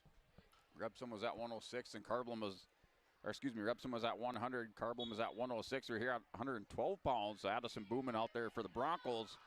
And off the whistle, she's going to pick up a double leg takedown for 3 and rolls over Marilyn Garcia of Dickinson. Has Garcia going to her back, trying to work for a fall right off the whistle here for Lisbon. And the Broncos pick up a pin at 112 from Addison Booman. And they'll have the early 18-0 lead over here on mat 1. Well, mat number 2, Bertha Hewitt, Verndale, Parkers, Perry, and alongside Bismarck High just had their captains meetings here as they're about ready to check into our first weight class. So Bismarck High pretty much got a full roster from top to bottom. Bertha Hewitt, Verndale, Parkers, Perry. We'll have 1 or 2 open weight classes here that we've seen throughout the course of the weekend here, but still a team that has battled hard here from their perspective and what they've been able to do. Bismarck High a perfect 5-0 so far here on the weekend. Well, for Bertha Hewitt, Verndale's, Parkers, Perry, lost to Lisbon in their first duel, defeated Oaks in their second, lost to West Fargo in their third, and then lost to Dickinson in their fourth duel. That was yesterday for their day 1 coverage. And wrestlers and coaches just working through the lineup, so trying to figure out which team has to show first. The Broncos, I guess you just say the coaches overall seem to take this day a little bit more serious. We didn't really see that yesterday, but the Broncos waiting to see who Dickinson shows before their wrestler reports in. So we're going up here at 118 pounds. Maddie Crellin checks in for the Broncos at 118. Nancy, you're at 100 pounds with Bismarck and Bertha Hewitt, Verndale, Parkers, Perry. We're just about ready to get underway.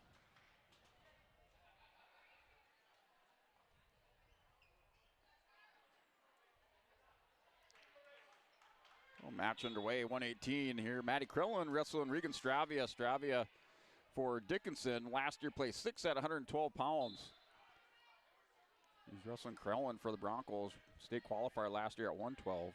It's Claymore with Bismarck High looking for an early three-point takedown here. Able to get that against Bostic here from Bertha Hewitt, Verndale's Parkers Prairie. And then a one-point escape here from Bostic. And Stravia hit up the nice double leg takedown. Krellin had countered it with the whizzer, but Stravia takes her down, throws her to her back, working for a fall over here on mat number 1. And looking for a fall on mat number 2 as well. And Stravia with the win by fall in the 6 points. Our dual score now 18-6 in favor of the Broncos. Claymore is getting Bostic into a cradle position, already up here at 10-1 on the way for Claymore against Bostic. Make that 9-1 for Claymore against Bostic. So the returning state place winner over here, Regan Stravia, with the win by fall over Maddie Krellin of the Broncos. 6 points on the board for the Mavericks. As we move to 124 pounds.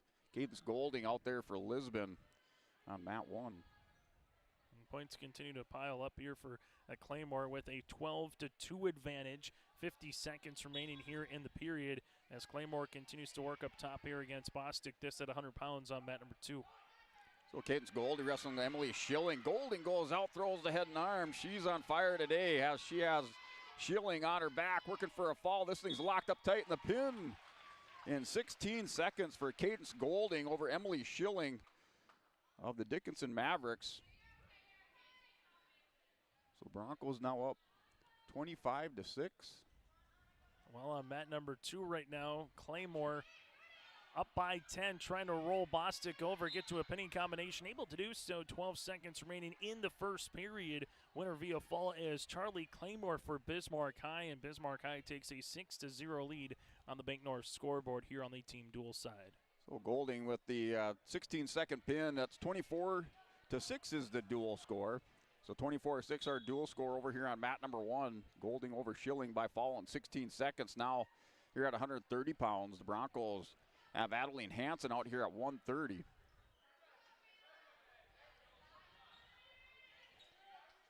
Open weight class at 106 pounds. Bismarck High will get 6 more points. Avery Theogis will take it via forfeit here at 106.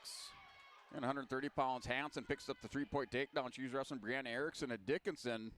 Erickson last year a state qualifier. Hansen injured last year, not wrestling. She's back here for the 2025-2026 season, out here with the early 3-0 lead on mat 1. Tessling Clout here from Bismarck High will come on for the Demons, going up against Kirsten Gruey here for Bertha Hewitt, Verndale Parkers Prairie.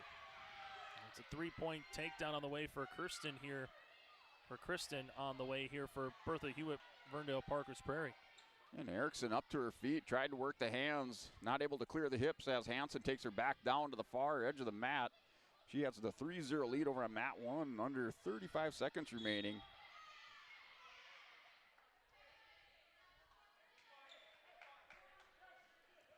As Grew continues to work on top here against Cloud after having a 3-point takedown at 112 pounds on mat number 2. 40 seconds into the first period, it's still a 3-0 lead here for Kristen Grew. Well, the Broncos in this duel, they picked up forfeits at 100 and 106. And Addison Booman for the Lisbon with the pin at 112. The Broncos had the 18-0 lead early in the duel. 118 pounds, Stravia pinned Krellin for Dickinson. Dickinson 6 points on the board, 18-6. And then Cadence Golding comes out with the win by fall in 16 seconds for Lisbon. And Broncos lead the duel 24-6 on mat 1. On mat number 2, able to get an escape and a takedown here as Cloud throws Grew back to the mat here. 45 seconds remaining in the first period. It's a 4-3 lead for Cloud. And Erickson with the 1-point escape at the end of the period. She's on the board as a front headlock there by Adeline Hansen, not able to score at the end of the period, and we're 3-1 going into the second. As Clout winner via fall here, good move, able to get into a headlock, then got Grew into a pinning combination, and able to win in the first period with 1:26 remaining in the period. Clout with another 6 points here for Bismarck High. It's 18-0 here through 112 pounds. And Erickson defers over to Hansen, so Hansen picks the bottom position to start our second period. She has the 3-1 lead on mat 1. And a caution, looks like that's going on the top wrestler, so caution here for Erickson on the start. Off the whistle, quad pod by Hansen, spiked the ankle here for Erickson. She's able to get Hansen back down on the mat here on mat number 1, opening seconds of our second period. And Erickson right away tried that 3-quarter Nelson on Hansen. Still has the back ankle spiked. Hansen's going to have to try to clear that back ankle here on the left side to get some momentum going up to her feet. As we go to 118 pounds here on the second mat, as you'll have St. Clair for Bismarck High wrestling against Autumn Baker here for Bertha Hewitt, Ferndale Parker's Prairie. Hansen able to clear the ankle. Now she's going to try to mule kick out of this. As Erickson will have to wrestle through this. She had that back leg and had to work up there. Now Hansen in the situation position on that one.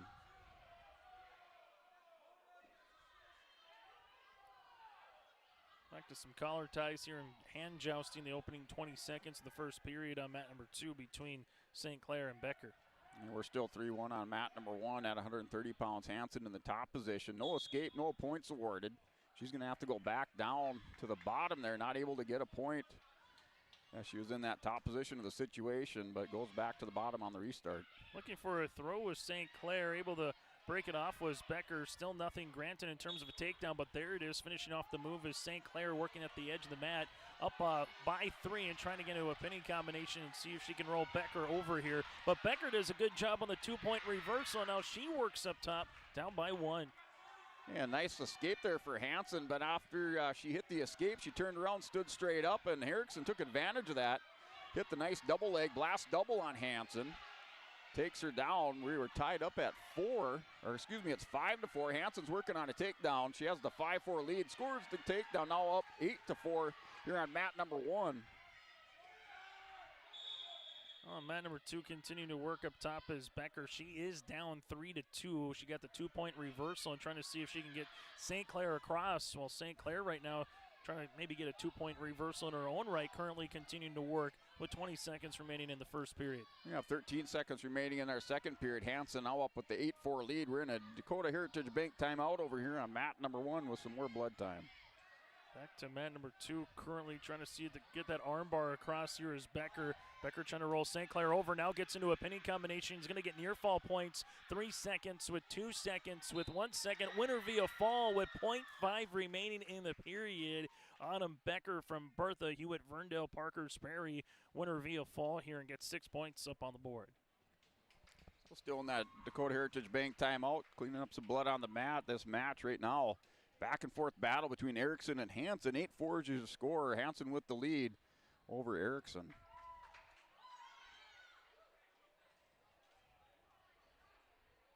A nice move there from Autumn Baker, able to win her via fall after falling down 3 points early.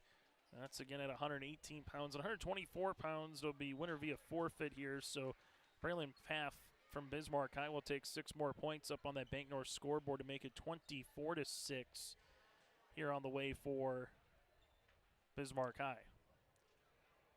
Yeah, we're here in our Stock Growers Bank broadcast booth. Stock Growers Bank, your small, tall bank, big-time partner with Stock Growers mobile app experience banking at your fingertips anytime, anywhere. Bank near so you can go far with your Stock Growers Bank member FDIC and equal housing lender. So up here in the Crow's Nest, the home of the Stock Growers Bank for the girls dual team tournament here in Lisbon. As our Persido at 130, also winner via forfeit here at 130 pounds as we make our way to 136 pounds now between Bismarck High and Bertha Hewitt, Ferndale's Parker Prairie. All right, timeout over on mat number 1 as the end of the period. 9-4 is your score. Hansen with the 5-point lead over on mat number 1 as they go into the third. Dickinson with choice. Here on mat number 2, Kira Ware for Bismarck High going up against Chloe Black here for Bertha Hewitt, Ferndale Parker's Prairie. This at 136 pounds. Team dual score 30-6 in favor of Bismarck High. Well, Hansen was awarded a penalty point just as the action broke there for that DHB timeout. So that's where that extra point came from. She was awarded a penalty point, 9-4, as the wrestlers back up in the feet on the neutral position to start their third period. Chloe Black, nothing has been granted in terms of points right now as both grasping each other's opposite knee currently. Able to come back here as Ware back to her base, but again thrown back down as Black trying to work up top and see if she can come around and finish with a 3-point takedown, able to get 3 points on the board. Yeah, wrestlers locked up in the collar tie position, holding the center of the mat. Each wrestler not giving up much. Hansen still with that 5-point lead over here on mat number 1. Right now, Erickson will need near fall after the takedown in order to close the gap here. Hansen off the shot by Erickson, sprawls out, working a crossface here on mat 1. There's 2 points on the reversal here for Ware. Black just got too much of her front weight ahead as working back on top of the tripod was Ware able to roll Black essentially over back as she trails it 3-2, but working on top with 35 seconds remaining here on mat number 2 is Kiera Ware. And Brianna Erickson took her shot on Hansen. Hansen with the nice sprawl in the down block was able to hit the front headlock and gets the 3-point takedown. Extends her lead now 12-4. Has a bonus point right now with the major decision, up by 8 in the match.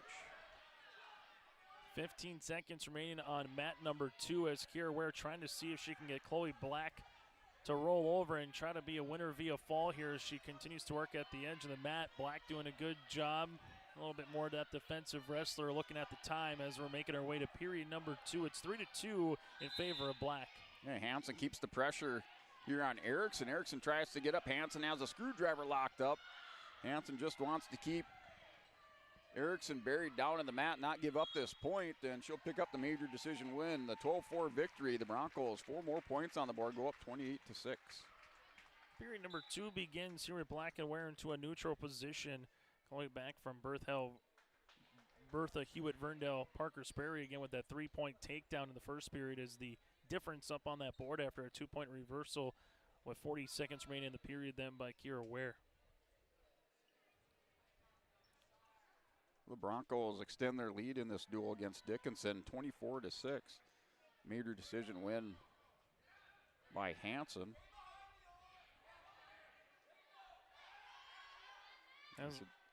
28-6 on the scoreboard. As mat number 2, you do get a 3-point takedown here for Kiera Ware on the near side against Black. Now with a 5-3 advantage, 45 seconds remaining here in period number 2.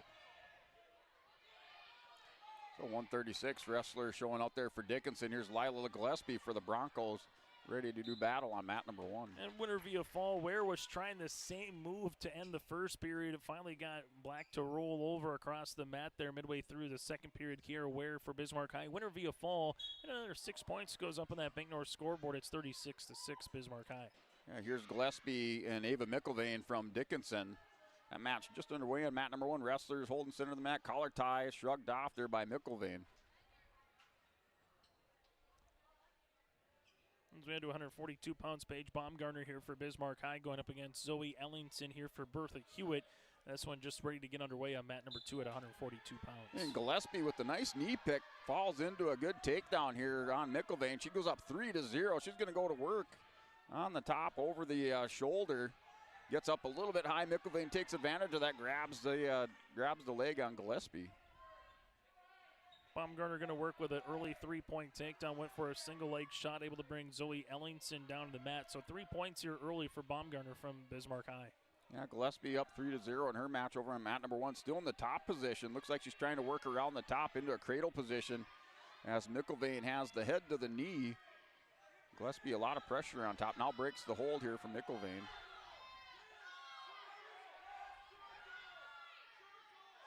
Baumgartner able to be a winner via fall here. 47 seconds into the period. Paige Baumgartner from Bismarck High, winner via fall, makes it 42-6 on the team duel score. Yeah, Gillespie with under 35 seconds remaining in the first period has the 3-0 lead. Still in control on top. She's been high a few times, but able to recover back into good riding position here on the near center edge of the mat on mat 1.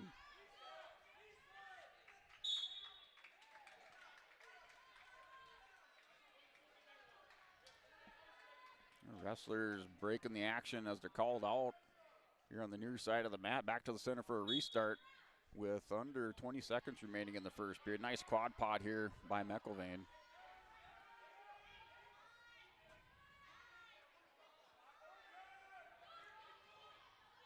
Gillespie's going to go leg ride. Tries to go up over the top a little bit high here. See if McIlvain can shake her off.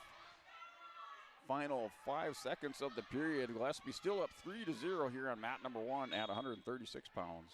148 pounds would be Ireland for Bismarck High against Schulke here for Bertha Hewitt.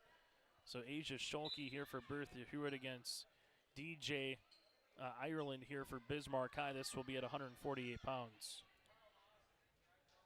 So here at 136, Gillespie up 3-0. They start in the neutral position in the second period. Gillespie picked up that first takedown. Shot by McIlvain. Gillespie up over the top, goes back, work on the ankle, spins behind for the goal behind. 3 points, now up 6-0.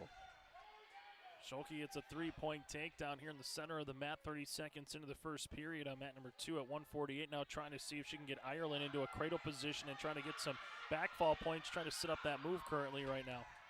And Gillespie throws in the double legs on McIlvain, gets her broke back, belly down, going to work on top up here on the left side. Keeps a lot of pressure on McIlvain, belly down in the mat.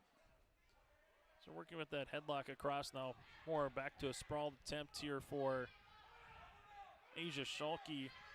60 seconds remaining in the period. It's still 3-0. She's trying to get back to her bases. Ireland working to the center of the mat.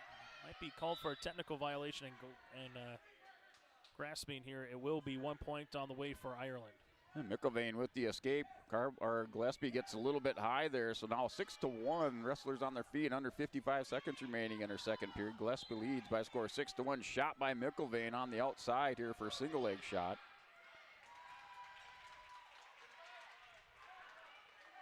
And another 3-point takedown. 9-1's your score here with Gillespie over McIlvain.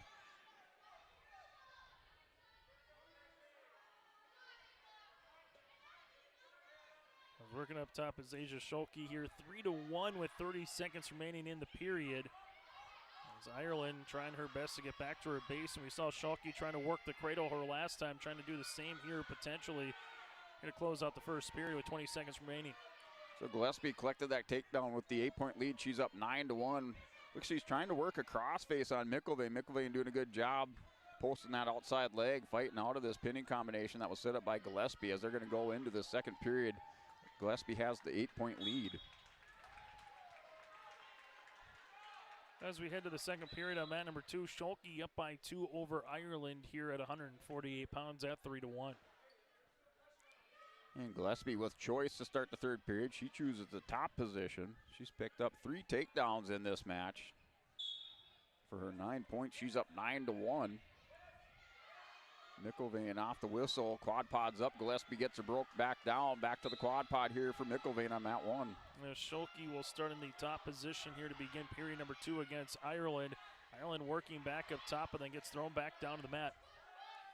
And McIlvain clears the hips now on a 9-2 score, back to a 7-point lead here for Gillespie. McIlvain working hard on the head. She's able to catch Gillespie with the head and arm. Has her down on the hip, going to try to turn her over here on mat number 1. Well, on mat number 2, you got a 2-point reversal here for Ireland. We're tied at 3. Now McIlvain gets Gillespie over on her back. Gillespie trying to bridge out of it. Left shoulder up, the official down there with the good look on mat 1, and the pin for Ava McIlvain. She comes back. She was down 9-2 in the match at 136 pounds. She wins by a fall. And winner at 148 pounds here is Ireland. She was trailing 3-1, gets the 2-point reversal, then throws the cradle on Scholke, and she's able to win via fall here in the second period. Nice move at 148 pounds by Ireland for the Bismarck High Demons. Makes it 42-6 now on the team dual score. All right, and our dual score now 28-12 with that win by fall here at 136 pounds for McIlvain over Gillespie. We're now 28-12 in the duel on mat number 1. Schwab out there for the Broncos at 142. Danica Shorey here for Bismarck High, going to wrestle against Zoe Robbins from Bertha Hewitt, Ferndale Parkers Prairie. Reminder that this duel did start at 100 pounds, so just 4 weight classes remaining here on mat number 2. And Emerson Schwab at 142, wrestling Christina Dorman from Dickinson. Dorman last year state qualifier at 136. And Schwab for the Broncos placed 4th at 130 pounds. A little high crotch shot. Dorman catches Schwab, kind of stops her momentum. Schwab still driving. Dorman, good defense there off the shot on mat 1. Shorey gets a 3 points for a takedown, bringing Robbins back to the mat here. Gets into a pinning combination 35 seconds into the first period. Winner via fall at 39 seconds into the first period from Bismarck High. Danica Shorey, and another 6 points goes up on the board. It's 48-6. And Dorman has the front headlock, kind of hit the cow catcher, standing up on her feet. Schwab went into her. Schwab grabs a headlock. Dorman gets behind her. Schwab goes into the wizard, trying to sprawl out here. Good scramble on mat 1.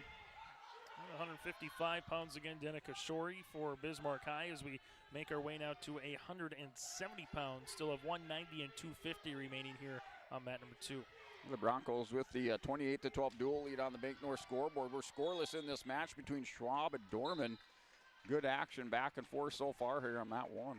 Arujo on the way here for Bismarck High. Julia going up against Wagner for Bertha Hewitt, Verndale, Parkers Prairie. This again on mat number 2. Yeah, we're still scoreless off the restart. Under 30 seconds remaining on mat number 1 between Schwab and Dorman. Dorman with the underhook. Hits the goal behind on Schwab. Hits a three-point takedown off the edge of the mat. Schwab goes over to her back. And 2 near falls. Schwab down 5-0 at the end of the period here in mat 1. Arujo does get a 3-point takedown and lets Wagner loose for the 1-point escape. It's 3-1, 45 seconds into the first period. Here's Schwab trying to counter that tilt attempt. She rolled right into it, but no near fall given up here by Schwab. Dorman up in this match now 5-0 on mat number 1 going into the second period. Schwab choice, she chooses neutral. As Arujo's got those hooks underneath, trying to see if she can get that tripping to come down a little bit there with Wagner. Under 60 seconds here in the first period. Still a 3-1 lead for Arujo here from Bismarck High. So here's Dorman and Schwab now. 5-0 lead for Christina Dorman of Dickinson. She's keeping the pressure on Schwab. Schwab's still backing with her, had her back to the edge of the mat, and all circles in, pushing into Dorman on mat 1. As Arujo goes for an ankle pick, able to get a 3-point takedown on top of it. Now has a 6-1 advantage, 25 seconds remaining, trying to see if she can get Wagner then into a pinning combination as Wagner gets back to her base across the stomach here on the mat. Yeah, Dorman had a nice high crotch shot into that kind of that fireman's position and off the edge of the mat. No points awarded there. Schwab trying to hit the goal behind. Here Dorman and Schwab still battling out. Dorman with the 5-0 lead. Arujo trying her best to turn Wagner over. Just Wagner's not going to have much to say about it to end the first period here. It'll be a 6-1 lead for Arujo here from Bismarck High. And wrestlers back to the center of the mat for the restart. It was Schwab's choice to pick neutral in this second period. She had a little bit of a goal behind attempt there before the restart. No points awarded. They were called out on the edge of the mat, so she's still down 5-0 on mat 1. As Wagner will elect to start in the down position here to open up period number 2 against Arujo here on mat number 2. Wrestlers still pushing into each other. Schwab has that head buried into the left shoulder on Dorman. Dorman doing a good job hand fighting. Schwab with the snap down here on mat 1, wrestling the edge of the mat, called out back to the center for a restart. As Arujo again opening up in that top position here, 20 seconds into the period, still a 6-1 lead here for Bismarck High's Julia Arujo. To Schwab and Dorman after the restart, down to 15 seconds remaining. Schwab still down by 5 at the end of the second period. Dorman doing a good job tying up Schwab, not letting her get to her offense here on mat 1. Well, Arujo continues to work on top here against Wagner. Wagner was in the bottom position to finish off the first period and start in the bottom position here in the second period. Just hasn't been able to get much in terms of an offense here brewing against Arujo. Been well controlled in this match. Yeah, Dorman takes the 5-0 lead going into the third period with Schwab. They're going neutral to start the third period on mat 1. We work on the end of the mat again for Arujo. 45 seconds remaining here in the period. Yeah, Dorman keeping that pressure on Schwab, staying aggressive. Very aggressive in the collar ties and on her feet, controlling Schwab this whole match here on mat 1. On mat number 2, they work off to the edge of the mat, so we'll go back to the center with 39.8 seconds here in the second period. Wrestlers called off the near center of the edge of the mat here at mat 1, back to the center for a restart. Still the 5-0 lead for Christina Dorman. That's with a minute 20 remaining in the third period.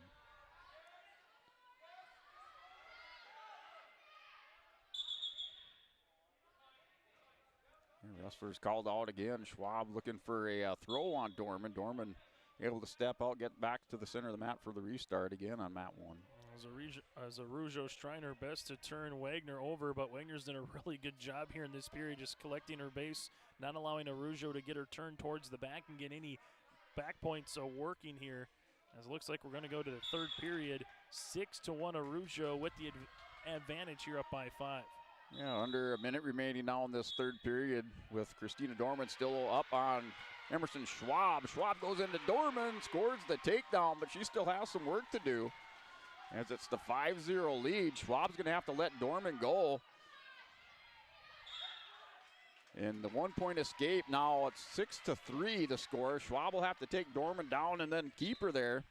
As we're down to 43 seconds remaining in the neutral restart on mat 1. On mat number 2, Wagner will start up top here. The first time we'll say Arujo is on the bottom position here of this match.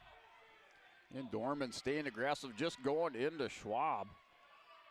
Dorman not warned for stalling. She could have stayed away from Schwab. She gets a go behind, a scramble. They're cowed on the edge of the mat. And back to the center for a restart on mat 1. Arujo does get 1 point for the escape, and they work off the mat. 1:38 left in the third period. Arujo up by 6. They did award the takedown. So 9-3 is your score over here on mat number 1. 26 seconds remaining. And Dorman's going to let Schwab go. Schwab stands up, drives into Dorman, catches her on her hip, and the 3-point takedown here. So 9-6, final 15 seconds. Schwab is going to have to let her go, try to get her back up to her feet. Back to the center for a restart. Final 9 seconds on mat 1. And we'll have back to the center for a restart as well as Arujo. We'll reassess here. That's 7-1, up by 6. And the coach is over there telling Schwab to let Dorman up. So Schwab's going to need a takedown here. Final 9 seconds. She's down by 3, 10-7. 10 seconds remaining. Schwab goes into Dorman. Dorman hits the goal behind edge of the mat. She picks up the 3, and she'll seal the win. As the time expires, she wins 13-7 against Emerson Schwab. As Arujo's trying to get her headgear situated here, it looks like something maybe popped off, so they're taking a look at it. This is not a blood time, but it's a headgear time, which might be the first one that we've seen here of this weekend during the Lisbon Wrestling Girls Dual Tournament. Timeout brought to you in part by Dakota Heritage Bank. Go to dhb.bank, sharing their heritage and their future at Dakota Heritage Bank. It's a 48-6 advantage here for Bismarck High, as Arujo looks to have her headgear all situated. And 7-1 lead here for Arujo over Ella Wagner here for Bertha Hewitt. Yeah, the dual score now 28-15 with the Broncos in the lead here going into 148 pounds. So Izzy Kurtz going out there for Lisbon at 148.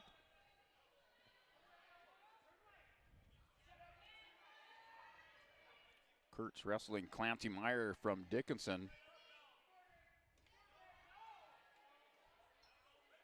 Meyer last year placed third at 155 pounds, so a lot of work here for Izzy Kurtz Meyer, returning state place winner for Dickinson on mat 1.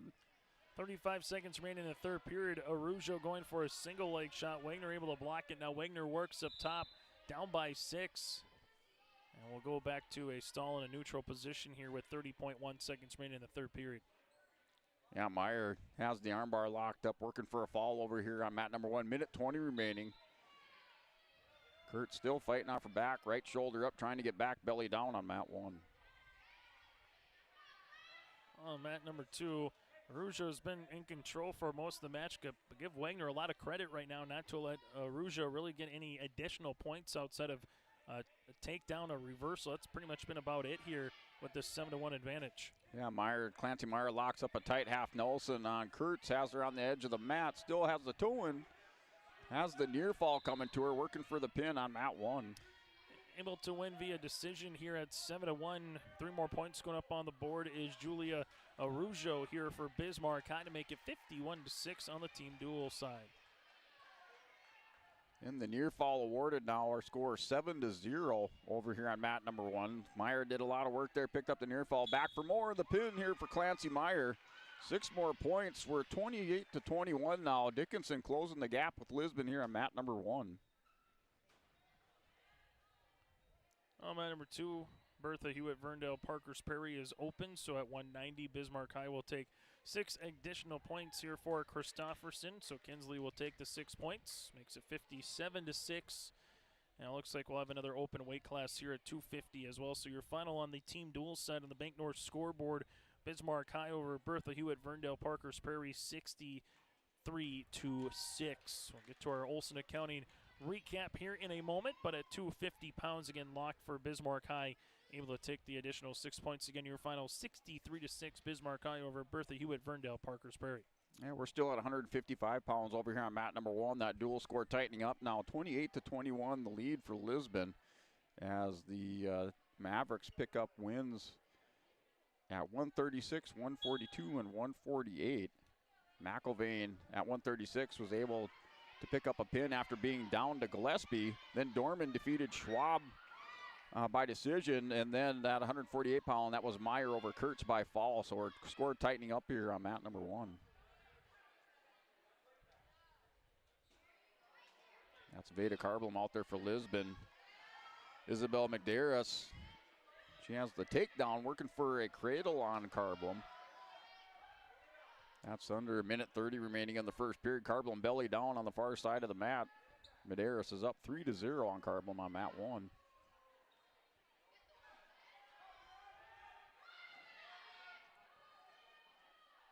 Here's Carblum off the edge of the mat. And the 1 point escape, so the official gives her the 1 point, loss of control. Our score 3-1 here on mat 1, 155. On mat number 2, your Olson Accounting dual recap, 6 points going at 100 pounds via the forfeit, and at 106 pounds here for Bismarck High against Bertha Hewitt, Verndale Parkers Prairie. At 100 pounds and 106 pounds, able to take 6 points. At 112 with a clout, able to win via fall. 118, the lone 6 points here for Bertha Hewitt, Parkers Prairie, coming by Autumn Becker. And then from there, 6 points awarded everywhere else except for the 170, where Arujo was able to get over Elo Wagner here with a decision win to make it 69-6. Just really efficient wrestling here for Bismarck High over Bertha Hewitt, Verndale Parker Prairie. That again is our dual recap, brought to you in part by Olson Accounting.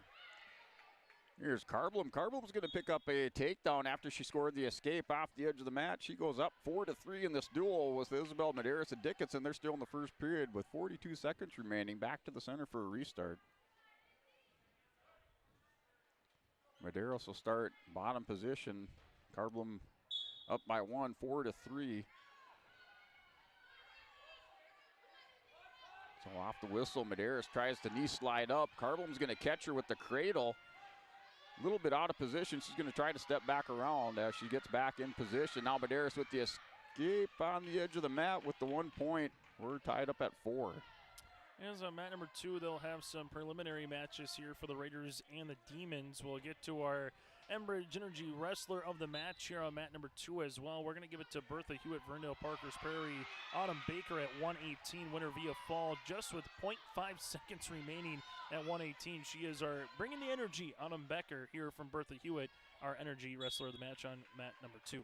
Isabel Medeiros picks up the takedown at the end of the period. She goes up now 7-4 on Carblum. She had a pinning combination locked up, but runs out of time in that first period. She has the 3-point lead going into the second. And then from there, it's going to be 136 and 148. Our wrestling moves in the match for Bismarck High. At 136, Kira Ware gets a win via fall over Chloe Black. And then Ireland did a good job coming back against Scholke and actually getting the cradle at 241 in the period to win via fall at 142. At 136 and 148, our wrestling moves in the match, brought to you in part by Agassi Precision Ag, your local precision planting dealer in Hillsboro.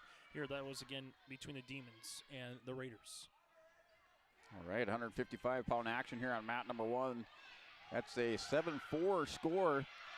Carblum in on a high crotch on Medeiros. Medeiros defending it in that top position of the situation. Carblum still trying to work underneath, has that left arm. And a little snap down and a goal behind for Isabel Medeiros. She puts 3 more points up. She's now a 10-4 lead on Veda Carblum.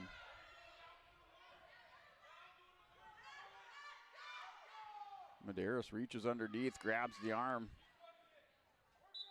Trying to get Carblum, broke back belly down. Carblum doing a good job defending, trying to kick out that right leg or left leg, trying to post it up. Medeiros walking around the head here on Carblum on that one.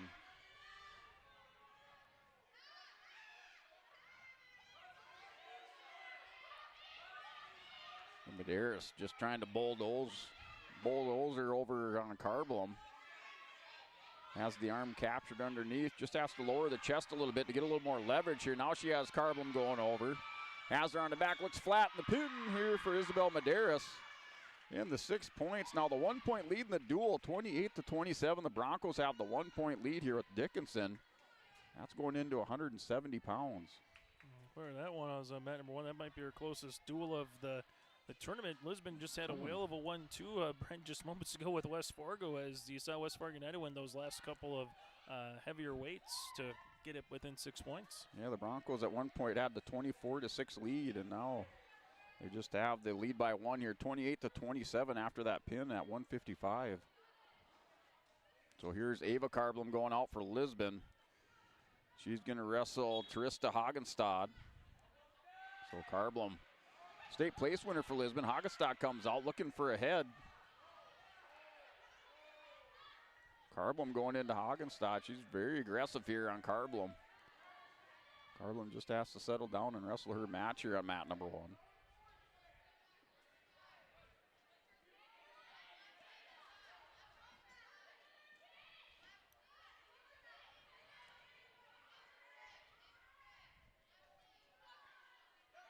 Well, Carblum now, things settle down over here on mat 1. Carblum working up over the top. Trying to snap down Hagenstad. She's able to push her way back to the collar ties here on mat 1.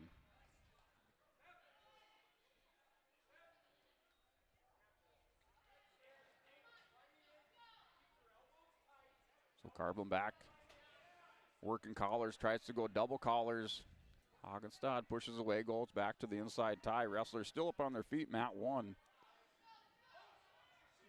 So other than that flurry at the start of the match, not much as far as shots or attacks.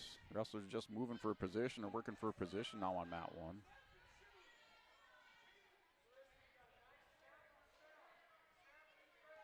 They're down to 35 seconds remaining in the first period. Still scoreless between Carblum and Hagenstad.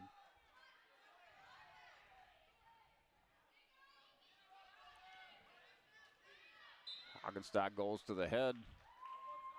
Carblum back to the collar tie. Hagenstad defending that, ties up the wrist. Now Carblum's going to go over the top. Final 15 seconds of the first period. We're still scoreless.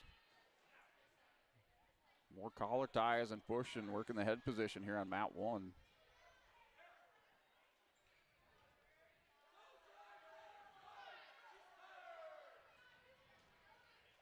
And that does it for the first period. We're scoreless at 170 pounds going into the second period.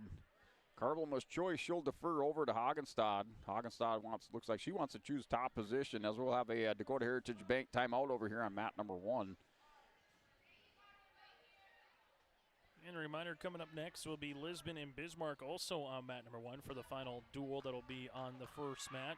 And if Lisbon can fend off Dickinson, that'll be pretty much the championship, if you would like to call it there, Brent, because they'll be the final 2 teams remaining that would be undefeated. But that's if, again, the Broncos can fend off the Mavericks here. Yeah, after this, we have 2 more matches to go in the duel. So Lisbon with the slim lead, 1 point lead. Big match here for Carblum. Returning state place winner and the senior, looking for her to do her job and pick up some bonus points here for the Broncos. She's up off the whistle on the start of the second period, looking for a reversal.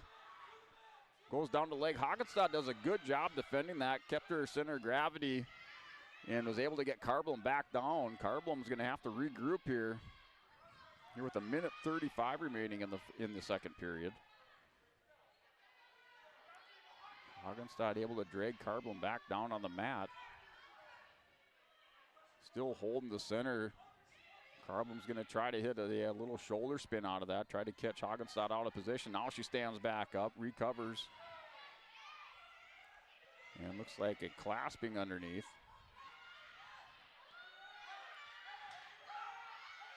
So Hagenstad still in the top position, goes to half Nelson attempt on Carblum. Carblum able to get back up, builds her base.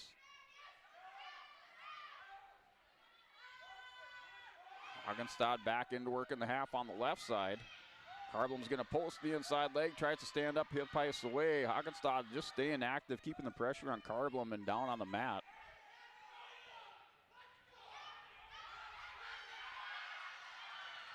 And now Carblum hits a Peterson. She catches Hagenstadt, rolls her over, has the reversal.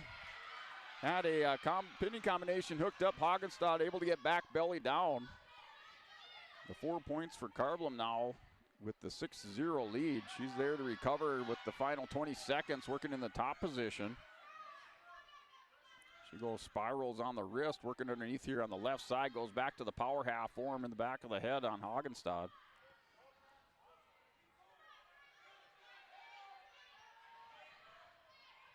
In the final 5 seconds, going into the third period, Ava Carblum will have the 6-0 lead. Carblum has choice. She wants the top position.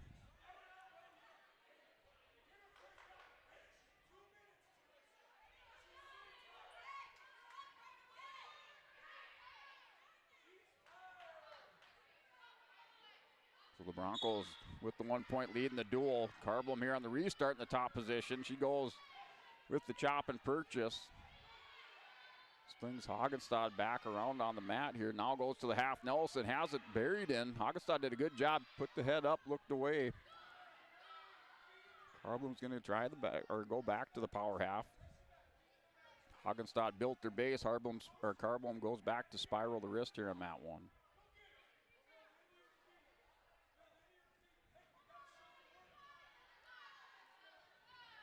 Currently with that 6 point lead, Broncos would pick up the 3 point decision. See if Carblum can pick up a couple more points. Here goes back to the power half position there. Now has the wrist caught here on the near side. Slung that half Nelson and pulls over. Hagenstadt has her over on her back. A lot of pressure on top on that right shoulder. The pin here for Ava Carblum. As the senior comes out, picks up the bonus point win. The Broncos extend their lead now to 7. Going into 190 pounds. Carblum, the way she came out, though, she was looking for a 50-meter dash the way she came out those first 15 seconds, Brent. Yeah, it was just a flurry back and forth. And I think Hagenstadt was a little bit more aggressive opening up than what she anticipated, and then was able to just finally settle down and then had to kind of regroup and get back to the game plan. So 190 pounds, the Broncos with the 7 point lead in the duel.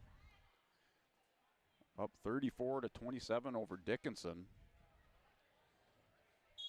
So Cora Oster out there for Lisbon, another senior on the Broncos squad.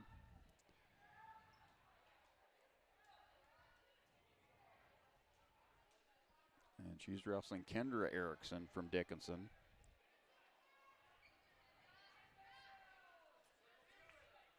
Oster goes in. It was working underneath with the little wrist tie. Now goes back up to the collar here on mat number 1. So Erickson just working in tight, goes to the Russian tie on Oster.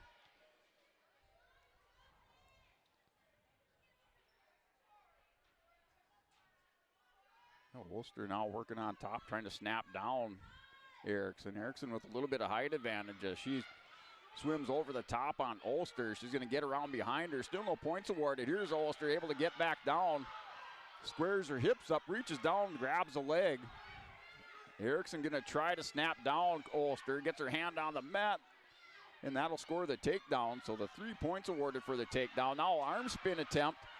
She has Erickson caught high. Well, she can bump her over and catch a head or an arm on the way out. And she's going to come out.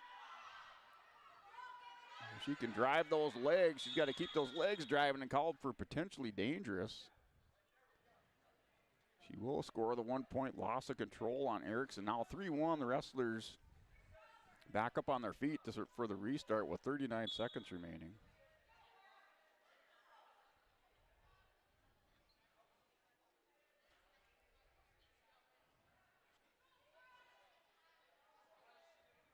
So Dickinson had rattled off 4 wins in a row before Lisbon answered back at 170 pounds. Dickinson was within 1 point, 28-27. The pin by Carblum put Lisbon up 34-27.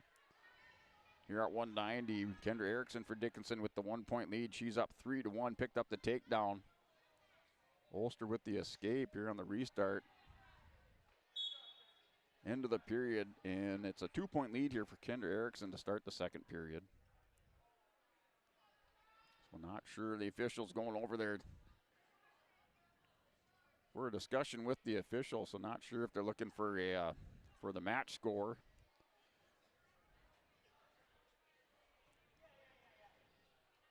But right now, a little break in action over here. I think the Dickinson camp is asking about that cautious with that 1 point. With the 1 point, yeah. With the head coach immediately.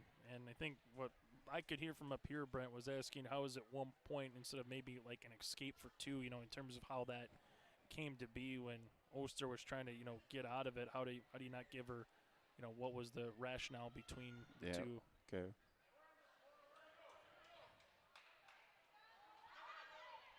All right, back to the second period with the 2-point lead for Kendra Erickson. So here's Oster and Erickson. A good scramble for that first takedown between the two. Now back on their feet to start the second period.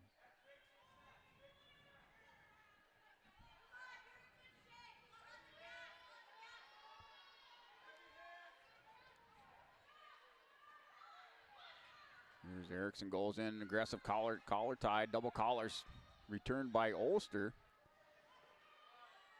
Like I said, Erickson has the height advantage, so Oster just has to stay kind of tight and inside. She doesn't want to get underneath on Erickson. Oster's going to snap down, goes aggressive collar tie on the left side.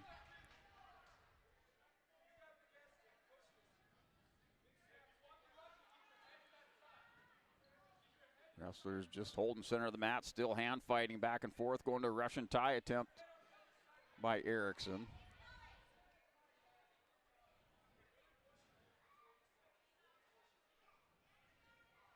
And just still working head position, doing a lot of hand fighting, positioning back and forth. You're on mat number 1 with 35 seconds remaining. The 2-point lead for Erickson. She's up 3-1.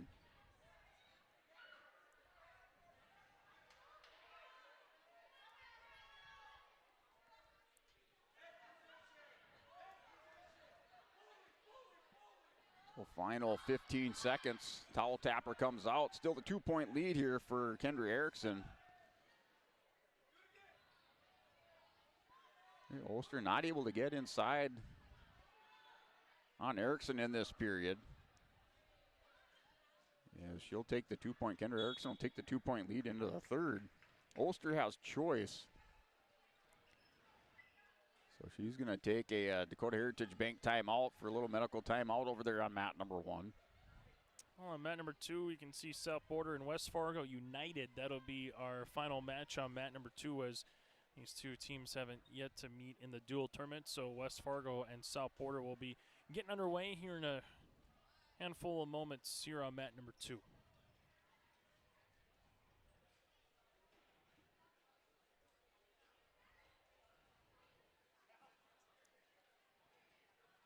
Yep, still on that, the Dakota Heritage Bank timeout here at mat number 1. Little medical timeout there for Ulster. And just to recap this match where we're at in it, the Broncos picked up 2 forfeits at 100 and 106, then picked up a pin by Addison Booman at 112 pounds. And then at 118, Dickinson gets on the board with a pin by Stravy over Maddie Krellen. That was a 12-6 dual score. The Broncos pick up a pin with Cadence Golding. The Broncos led at 124 pounds going into 130 with a pin by Adeline Hansen over Erickson. Hansen sat out last season with an injury. Erickson returning state qualifier. And then at 136, Dickinson started their comeback as McElvain with the third period pin. She was down 9-2 to Gillespie. She came back in the third period with the win by fall, and that kind of ignited the Dickinson Mavericks as they picked up another win. At 142 was Dorman decision Schwab by a score of 13-7. At 148, it was Meyer with a pin over Kurtz of the Broncos. And then at 155, it was another pin or win by fall for Dickinson. And then now here at 170, the Broncos were able to stop that run, that 4-match run by Dickinson with a pin by Ava Carblum to extend that lead to where we're at now. 34-27, the Broncos with the 7-point lead in this match. It's a 3-1 score between Erickson and Ulster. Erickson in the first period with a takedown. Ulster with the escape. A little bit of controversy over there with the call, with the coach talking it over with the official, as it was a potentially dangerous call, but the escape was awarded at the same time of that call. And now with choice here going into this third period, Ulster will choose the top position with Erickson.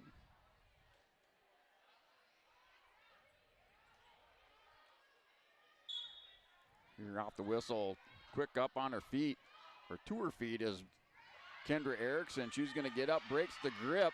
She has the 3-point lead. Ulster will need a takedown to tie it up. So Kendra Erickson up 4-1 on Cora Ulster. With a minute 40 remaining, we'll see when Cora makes her move here on Erickson. Erickson can just hold her position and just stay active enough to fend off those stall calls. We'll see here with the minute 25 remaining, she has the 3-point lead up 4-1. They're back to the center of the mat. Little snap down by Erickson.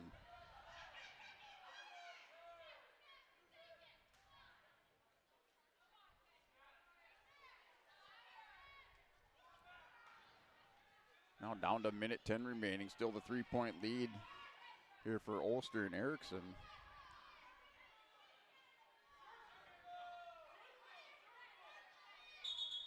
And Cora Ulster pushing on Erickson. Erickson backs out, back to the center for a restart here on mat 1.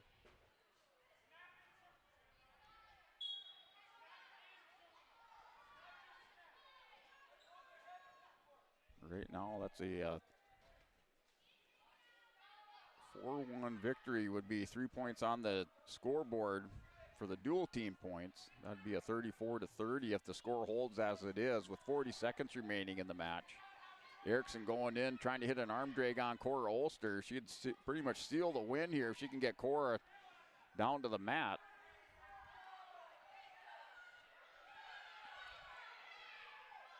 Down to 24 seconds here with three-point lead for Erickson. Wrestlers just pushing off each other back and forth. Erickson doing a good job here, ties up the arm, now goes to the collar tie, a little snap down, final 5 seconds. And that looks like that match is a win as time expires there with the 3-point victory here for Kendra Erickson over Cora Ulster. Final score in the match is 4-1. The 3-point on the board for Dickinson. Their dual score now 34-30. The Broncos with the 4-point lead going into heavyweight. At 250 pounds, Ella Sad for the Broncos, returning state place winner out there. Also a senior for Lisbon.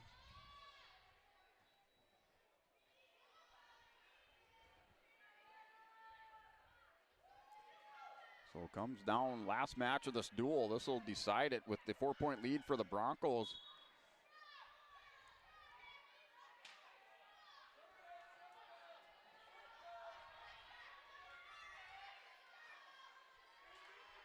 Here's Ella Sad. She goes up over the top. Wrestling Amethyst Sutton. Yeah, Sad gets Sutton down on the mat for the 3-point takedown. Here's Sad trying to work a half Nelson. She slams that half Nelson in, putting a lot of pressure, has that arm up over the head.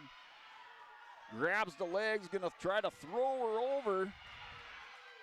Sutton still trying to defend it. No points awarded yet. Now the near fall coming here. Sad putting the pressure on top, trying to work for the power of the pin here for Ella Sad. She comes up with the big pin for the Broncos. In the win, the dual win. The Broncos keep that perfect record here, 6-0 going into the duel with Bismarck. As we'll step away, we'll take a quick break and we'll come back for our Olson County duel recap here between the Broncos and the Mavericks here, just coming up here after a timeout. Stay up to date all year long with your live event from our social platforms with X, Facebook, and YouTube. From the latest coaches show to watch game broadcasts back on demand from earlier in the season. Search your live event on YouTube and hit subscribe. Outside the three-point arc. Pick and pop here with Spaeth into the left side corner. 3, good. For the complete and most up-to-date schedule throughout the year, head to our website at yourliveevent.com. While medicine's greatest advancements look like the latest sci-fi, one of our most powerful tools is far more simple, more human. It's a calling to connect with purpose. That's how we're evolving healthcare, by treating people, not just patients, with innovations that amplify healing and lead to more personalized care, guided by the belief we all hold the power to heal.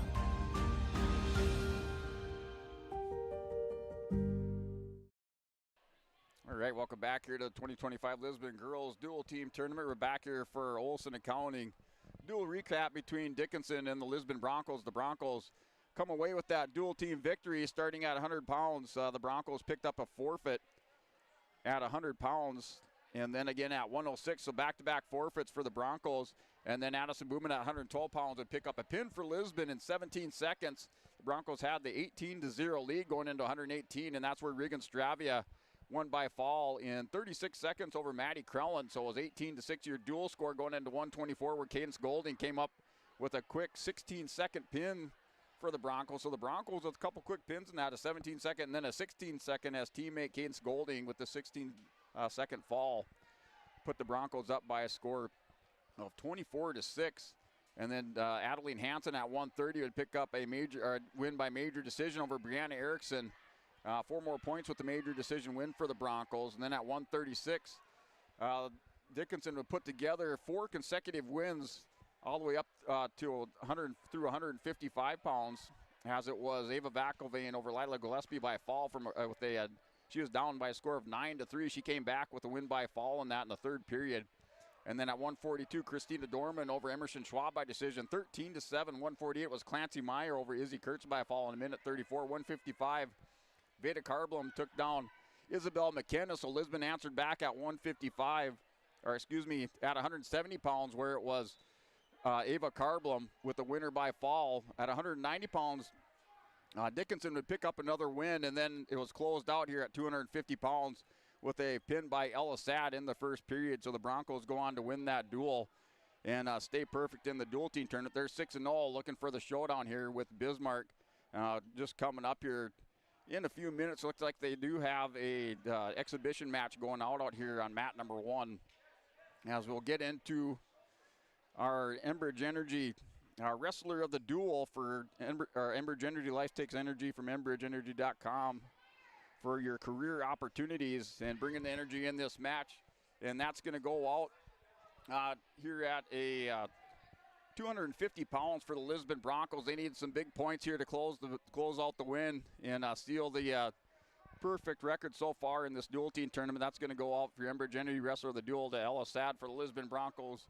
She picks up the pin at heavyweight for Lisbon and sealed the win for the Broncos. A senior coming through when the Broncos needed her, and she is your Enbridge Energy wrestler of the duel. And then look at your Agassi Egg Precision wrestler of the match. And that's going to go out to McElvain here at 136 pounds for Dickinson, as she was down 9-2 in that match to Lila Gillespie, and then she was able to get up to her feet, caught Gillespie's head and arm, threw her down to the mat, picked up the pin at 136 pounds to help her team mount a comeback, as they were able to secure 4 victories in a row from 136 through 155 to close the gap there with the Broncos. So that is your Agassi Egg Precision move of the match here on mat number 1. And looks like they still have a couple more exhibition matches going on out here for this 2025 girls dual team tournament. We're going to step away. We'll come back, maybe recap the day so far, and then hopefully get into these next duels coming up in this next round, as Lisbon will take on Bismarck and West Fargo will take on South Border. So those duels just ahead on yourliveevent.com. Oh, jeez. That's a lot of water. No! Jeez Louise! This system is packing 70-mile-per-hour winds, golf ball-sized hail, and a fast drop in temperature. Oh, jeez. Dave and Cheryl's kitchen started on fire. Oh, jeez. Oh, geez, let's take a look. Oh, geez, moments happen. Be ready with Irie Insurance. Cywick Lumber and Hardware Hillsboro is your one-stop shop for gifts and home improvements. Check out the huge display of DeWalt power tools. They accept Hillsboro Christmas cash, making holiday shopping even easier. And explore all major name brand appliances, floor covering, cabinets, windows, doors, and much more. Find everything you need for all seasons, including this special holiday season when you shop at Cywick Lumber and Hardware Hillsboro, open Monday through Saturday. What if we said a bank isn't a place to lock up money? It's a place to set it free.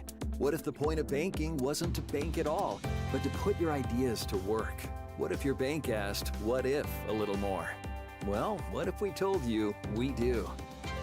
We're American Bank and Trust, where what if meets why not? If you are ready to change what you get out of banking, start a relationship with us. What if you made the move today?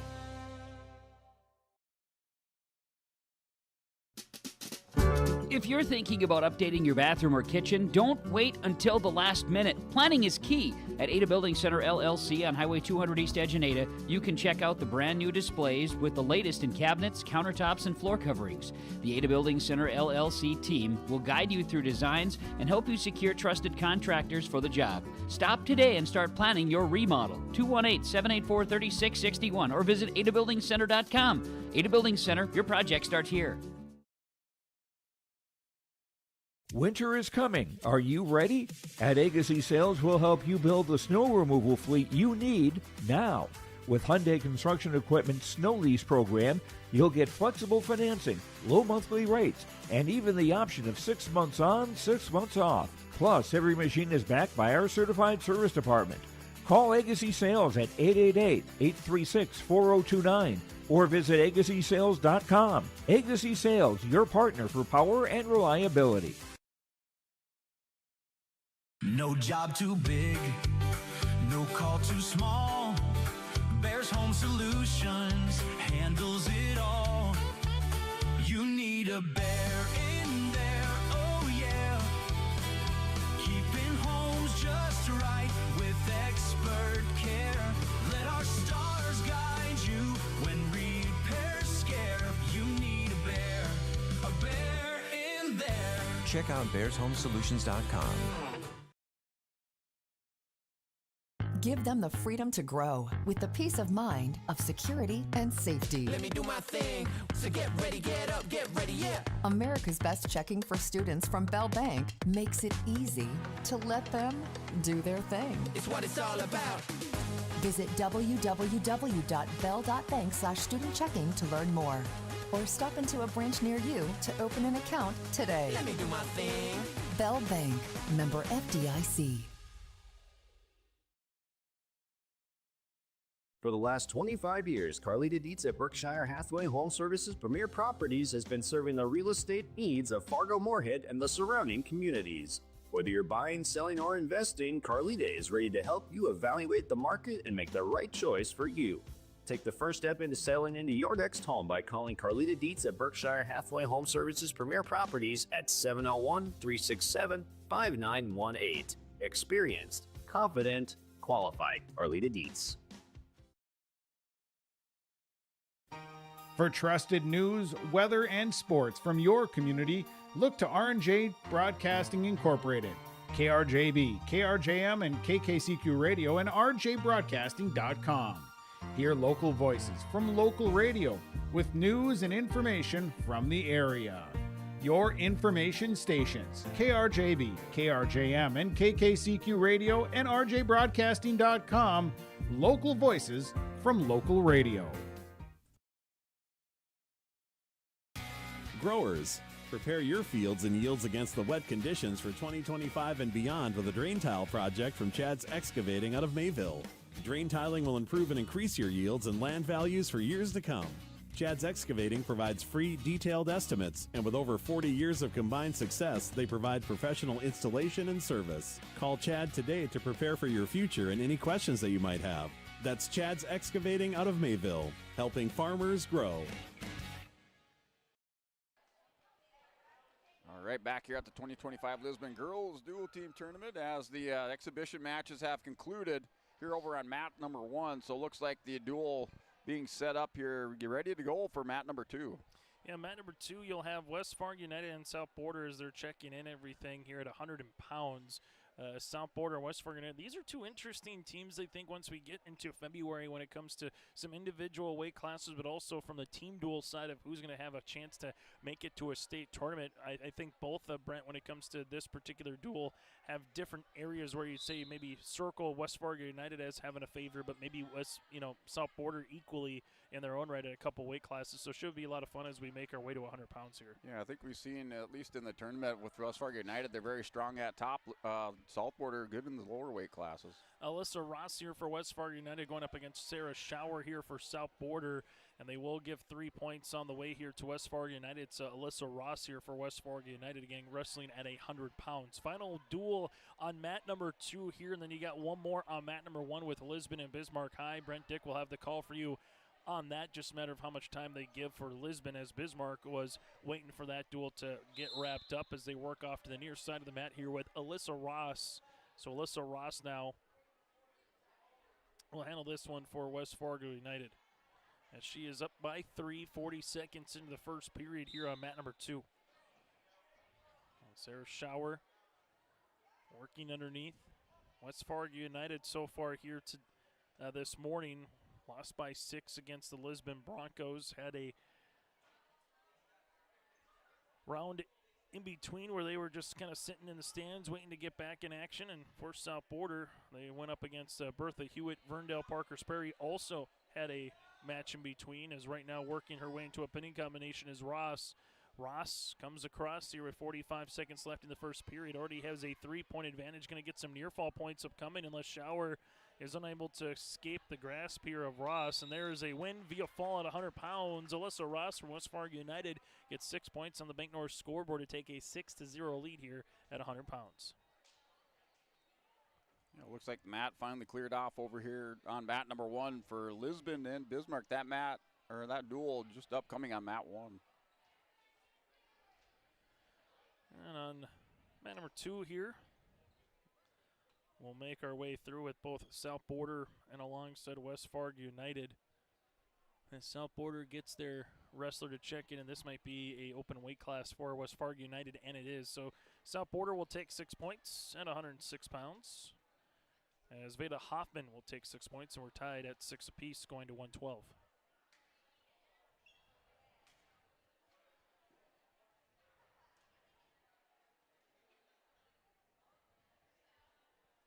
Well, at 112 pounds now checking in, we'll have back to wrestlers as Jenner from South Border will go up against Baku Elder here for West Fargo United. This again at 112 pounds, tied at 6 apiece, 2 weight classes in here on mat number 2. As Eloise Jenner into some collar ties right now with Baku Elder.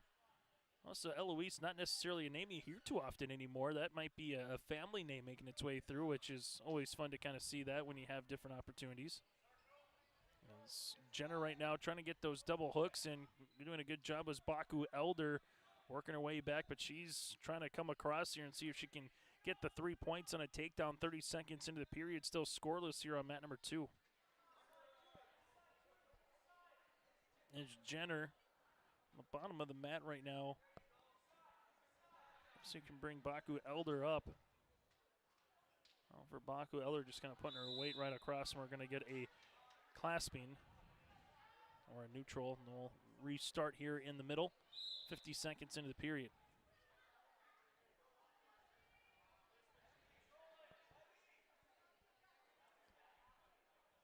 As Baku Elder right now,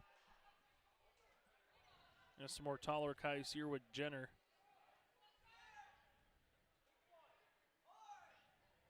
Let's see if one can possibly go for that single or that double leg shot. As Baku Elder trying to see if she can roll Jenner over to the mat. Jenner doing a good job getting back to her base a little bit here, where Baku Elder's trying to see if she can roll her over into some back points. 30 seconds remaining here in the first period. Yeah, this duel now underway between Lisbon and Bismarck. Both teams currently undefeated at 6-0 in the dual team tournament. Josie Carblum going out there against Charlie Claymore. Carblum, an 8th grader, Claymore in the 7th grade. Carblam in on a double leg shot here on mat number 1 as Claymore spins around behind for the takedown. Carblam sits out. So 3-0 lead here for Charlie Claymore of Bismarck. Well, Baku Elder does get 3 points for a takedown, 16.1 seconds remaining here in the first period. So Claymore works in on the backside with the leg. Throws a half Nelson on Carblam, has it buried in deep, rolls her over. And working for some near fall in the pin here for Charlie Claymore as the Bismarck Demons pick up the first win of this duel, go up 6-0 over the Broncos on mat 1. You do get a 1-point escape here for Jenner before the end of the period. So it's 3-1 Baku Elder for West Fargo United here at 112 pounds. We'll start in the up position here to open up period number 2. Melina Repsom here at 106 pounds checking in for Lisbon. Bismarck with the 6-0 lead.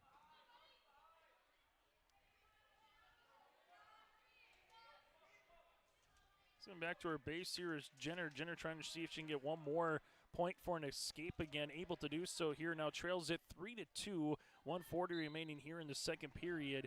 It's still a 3-2 lead though for Baku Elder right now out in front with that takedown. And at the start of the match here, wrestlers out for back to the center for a restart. Still scoreless with 1:55 remaining on the 106-pound match here on mat number 1. Trying that ankle pick was Baku Elder, but she rolled a little bit too far in front of it. Now Jenner's going to get a point and now into some back points here, getting some extra bonus points into a pinning combination. Has a 5-3 lead, looking to win via fall now against Baku Elder midway through the second period. And Repsom with a double leg shot on Theoljus. Theoljus with the crossface, trying to spin Repsom down on the mat, gets her down there for the takedown. She's up 3-0.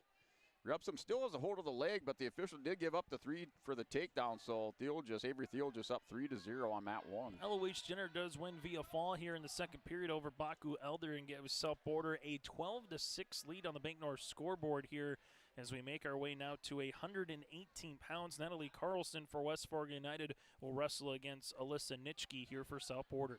And Theoljus up now 3-0 on Melina Repsom at 106 pounds. Bismarck picked up the win by fall at 100 with Charlie Claymore over Josie Carblam for the 6-0 dual lead.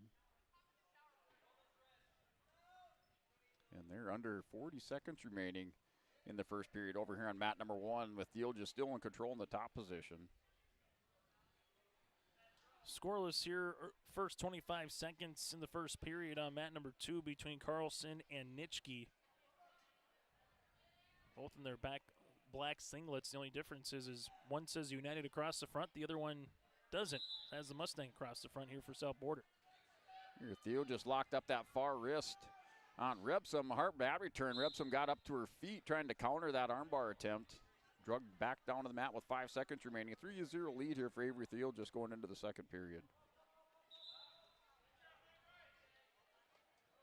Finishing with a 3-point takedown here is Alyssa Nitschke for South Border. She gets the opening points of this weight class at 118. It's 3-0. So score a 3-0 lead for Avery Theoljus going into the second period. She's in the bottom position. Repsom in the top off the whistle. Little knee slide to stand up here on mat number 1.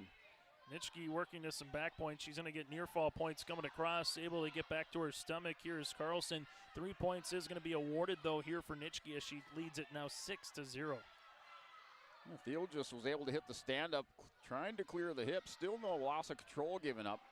Score remains 3-0. Now 3-1 or 4-0 is the score over here on mat 1. Mat number 2 into a pinning combination is Nitschke. Nitschke's got 25 seconds to try to finish off Carlson here in the period. And there it is, winner via fall, Alyssa Nitschke from South Border. And Repsom had a head and arm locked up on Theoljus, had her going down, wasn't able to secure the takedown or the near fall. Now Theoljus throws her down, picks up the takedown. As the 7-0 lead on Melina Repsom goes to a half Nelson. As she controls the far wrist, has the half Nelson locked up, just trying to drag her up and over her hip here on mat number 1.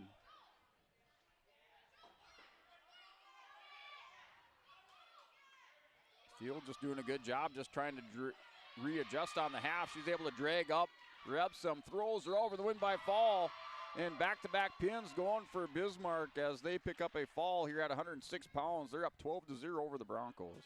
Make our way to 124 pounds at South Border 18, West Fargo United 6. As Paige Goebel here for South Border will go up against Reardon here for West Fargo United again. This at 124 pounds on mat number 2. Final two duels here of the 2025 Lisbon Girls Wrestling Dual Tournament. And they will still have the Store Hog here for both boys and girls coming up later in the winter months as well. Going for a double leg shot there was Goebel. Reardon able to block it now. Reardon working up top, still scoreless 30 seconds into the period here on the first. Yeah, 112 pounds in the first period. It's Addison Booman of Lisbon wrestling Lorley Fuchs, and then Booman in on a high crotch shot. Fuchs with the good sprawl here, trying to counter on mat 1. So called for potentially dangerous. We'll start into the center of the mat again. 118 here in the first period, still scoreless on mat number 2. So Booman still working underneath. Now the goal behind for Lorley Fuchs as she goes up now 3-0 over Booman here at mat 1 there with 1:25 remaining in the first period.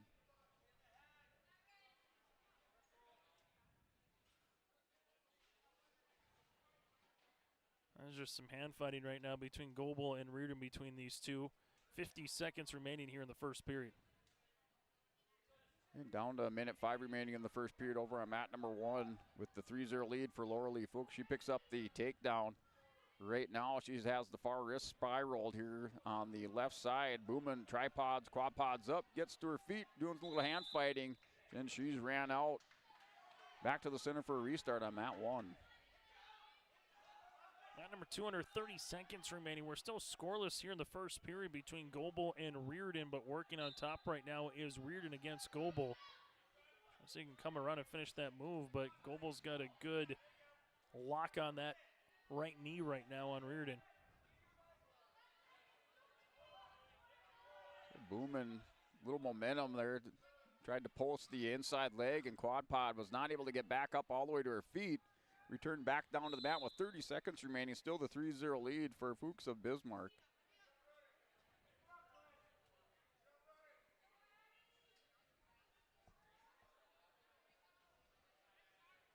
As we go to the second period here, starting in the top position will be Reardon for West Fargo United against Goebel. And Fuchs at the end of this period goes to the crossface on Booman, trying to walk that head to the knee. Booman just trying to defend down there, not give up any points at the end of this period, down to the final seconds. And we go into the second with the 3-0 lead. Lorley Fuchs over Addison Booman here, going into the second period on mat 1. Reardon starts in the top position, still scoreless here against Goebel. 30 seconds into the second period. It's been nearly almost, if you want to call it, a stalemate between these two here in the second. Neither has really been able to get one big move to get the other one down to the mat. So going into the second period now with that 3-0 lead. Fuchs in the bottom position right off the whistle. She hits the hip heist on Booman with the reversal. Wasted no time. Hit that within the first second. Up and out of there.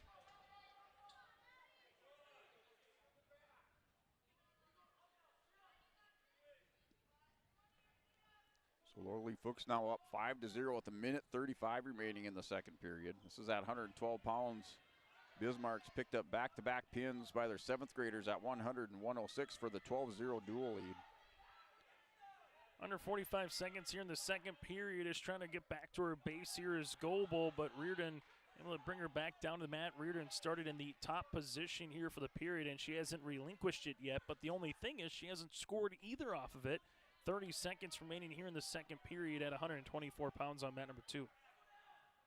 And now down to 1:05 remaining. Fuchs goes up to a crossface on Addison Booman. She has the 5-0 lead. Booman called for stalling, warned for stalling by the official. Now she tries to hit the quad pod, sits out, little knee slide to a stand-up. Fuchs hit the hands. So the Booman is able to work on the hands, scores the escape on the edge of the mat. Now 5-1's your score on mat 1. And as we head to the third period, we're still scoreless on mat number 2 between Reardon from West Fargo United and Goebel from South Border. Yeah, Booman rewarded for a double leg shot as she was able to poke the head to the outside Posts the outside leg for that peek out and gets around behind. Now down 5-4, down by 1 point in this match here at 112 pounds. Has the cradle locked up on Fuchs, and Booman working for a pin. And the fall for Addison Booman, the big 6 points. As Booman with the come from behind in the second period with the fall over here on mat 1. Oh, man, number 2 right now. The question is who's going to score first, could possibly win, as Reardon and Goebel going back and forth with each other right now here on this mat. A little work to the side of the match right now here for Goebel. Goebel trying to keep Reardon in with that left leg, and now working with some back points into a pinning position is Reardon. Reardon's got Goebel into a headlock here. 1:15 left here in the third period, and now Reardon will be a winner via fall.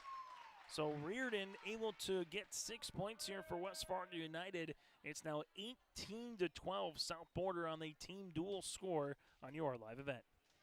Yeah, mat number 1 at 118 pounds now is Maddie Krellin going out here for the Broncos. We'll see if she can keep this going for Lisbon. Nice knee pick here by Krellin. Picks up the takedown. So Bismarck had opened up with 2 pins by their 7th graders. Lisbon answers back, stops the momentum with now Krellin up 3-0 in this match here on mat 1.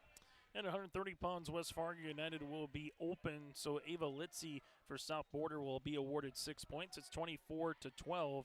That is through 130 pounds. Yeah, Maddie Krellin for Lisbon, wrestling Ariana St. Clair for Bismarck. So a couple of 8th graders going out there battling out. Right now, Krellin has the 3-0 lead. And St. Clair with the escape, she's back up on her feet here on mat 1. Now 3-1's your score. Well, on mat number 2, it'll be reversed. Lily Skarud will take 6 points via a forfeit here at 136. So get 6 points on the board here to West Fargo United. And Krellin in underneath with the shot on St. Clair. St. Clair able to defend that. They're back to the center of the mat now with collar ties. Under 50 seconds remaining. Krellin aggressive with the collar tie. Whips St. Clair back to the center of the mat. Just a lot of pushing and shoving now on mat 1. As we head to 142 pounds, Molly Carr of West Fargo United going up against Chanel Volk here of South Border. They did say that, that the 136 was an open weight class for West Fargo United, so 6 points is awarded to South Border as they lead 30-12. And Krellin had a nice snap down going there, but St. Clair was able to recover out of that. Now another knee pick attempt here by Krellin. Still 3-1's your score with under 15 seconds remaining in the first period. Krellin drops down for another single leg shot. Here on mat 1. As Chanel Volk wasted very little time, able to get a 3-point takedown, then winner via fall 25 seconds into the period here for South Border as South Border takes another 6 points and leads at 36-12. And the wrestlers called out there with under a second remaining on mat number 1.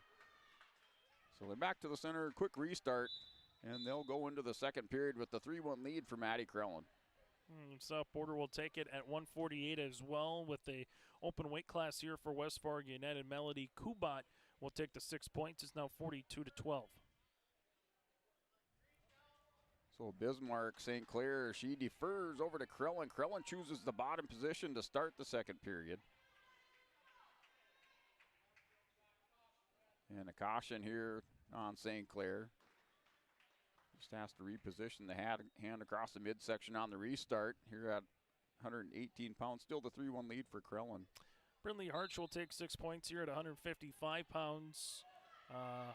Forfeited again here for South Border. It's 42-18, just 3 weight classes remaining here on mat number 2. Yeah, off the whistle, Krellin with a knee slide. She's returned back down there by St. Clair. St. Clair now spirals the wrist on the far side. Jumps back across. Krellin now stands up, tries to clear the hip. St. Clair is able to bulldog her back down. Krellin back up, quad pod, working the hands. Nice mat return. And Krillin's going to hit the head and arm. She rolls out of it, bulldozes over on St. Clair, takes her over. Looking for a reversal here for Lisbon. So she does have the reversal, the 5-1 score now in the second period.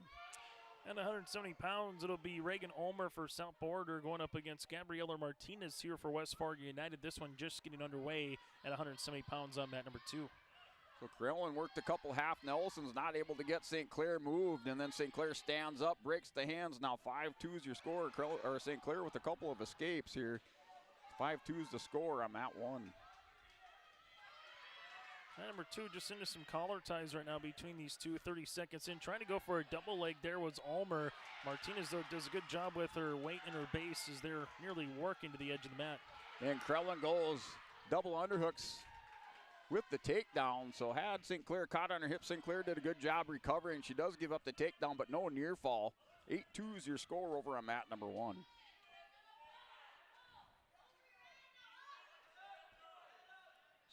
St. Clair hanging on the wrist on Krellin. Krellin finally able to get rid of it. Goes back to the near ankle, breaks St. Clair belly down. Final 15 seconds of the second period. 8-2 lead for Krellin. We're still scoreless on mat number 2. 45 seconds remaining in the period at 170 pounds between Martinez and Ulmer here, as neither has been able to get a throw or attempt at even an ankle pick so far here in this first period. So St. Clair at the end of the period with the stand-up, no point or loss of control. We're going to go 8-2 into the third. St. Clair with choice. Her coaches tell her to go on the bottom position. So off the whistle, little knee slide, tried to clear the hips. Krellin able to stop that, comes back around with a half Nelson. As working themselves off the mat here with 6.1 seconds. It's still scoreless as Martinez has been trying to see if she can get that throw against Ulmer, just hasn't been able to utilize it yet. So St. Clair now has the hips cleared out in front of Krellin. Trying to work a loss of control. Hits the arm and shoulder. Krellin in some trouble. Goes to her back, trying to bridge out of it. St. Clair were trying to hit the come from behind. As that's going to close the score up. She had the 2 reversal, 4 near fall. We're tied up at 8. Or we should be tied up at 8. We're in the third period. Krellin in the bottom position. She's going to try to hip over on St. Clair. She kind of has the Peterson awkward position here. And the 2 reversal for Krellin. Now we're 10-8 in favor of Maddie Krellin here on mat 1. Well, on mat number 2, Martinez and Ulmer still scoreless here, 30 seconds into this second period. And the match no way over as a 2-point lead for Krellin the way this one's going. And we're going to have a technical violation. Krellin hit with the full Nelson. She was kind of working underneath, trying to jump back and forth, but caught with the full Nelson. Now 10-9 the score on mat 1. As we got a potentially dangerous here with Martinez and Ulmer, and we'll go back to the center of the mat with 1:16 remaining in the second period. 1 point will be awarded here on the way, looks like, to Martinez. Yeah, final 30 seconds of this match here on mat number 1. Krellin able to stop the first move by St. Clair. Now they're going to go half Nelson on the far side. She's already warned with the full Nelson. St. Clair's going to stand up, shrugs it off, and the 1-point escape. We're tied up at 10 apiece on mat 1. Final 15 seconds. Krellin with the head and arm, the pin for the Broncos at 118 pounds here for Maddie Krellin. Back and forth battle. You didn't know where that one was going to go, and Krellin seals it with the win by fall. So we're tied up at 12. That could be your weight class bout right there of the tournament. That was back and forth. That was a lot of fun, Brent. What was the one yesterday? 29 points. It was, yeah. By the second period. That one, not as many points, but back and forth battle and a great match there for the Broncos and the Demons. Broncos come out on top now, tied up at 12 in the duel.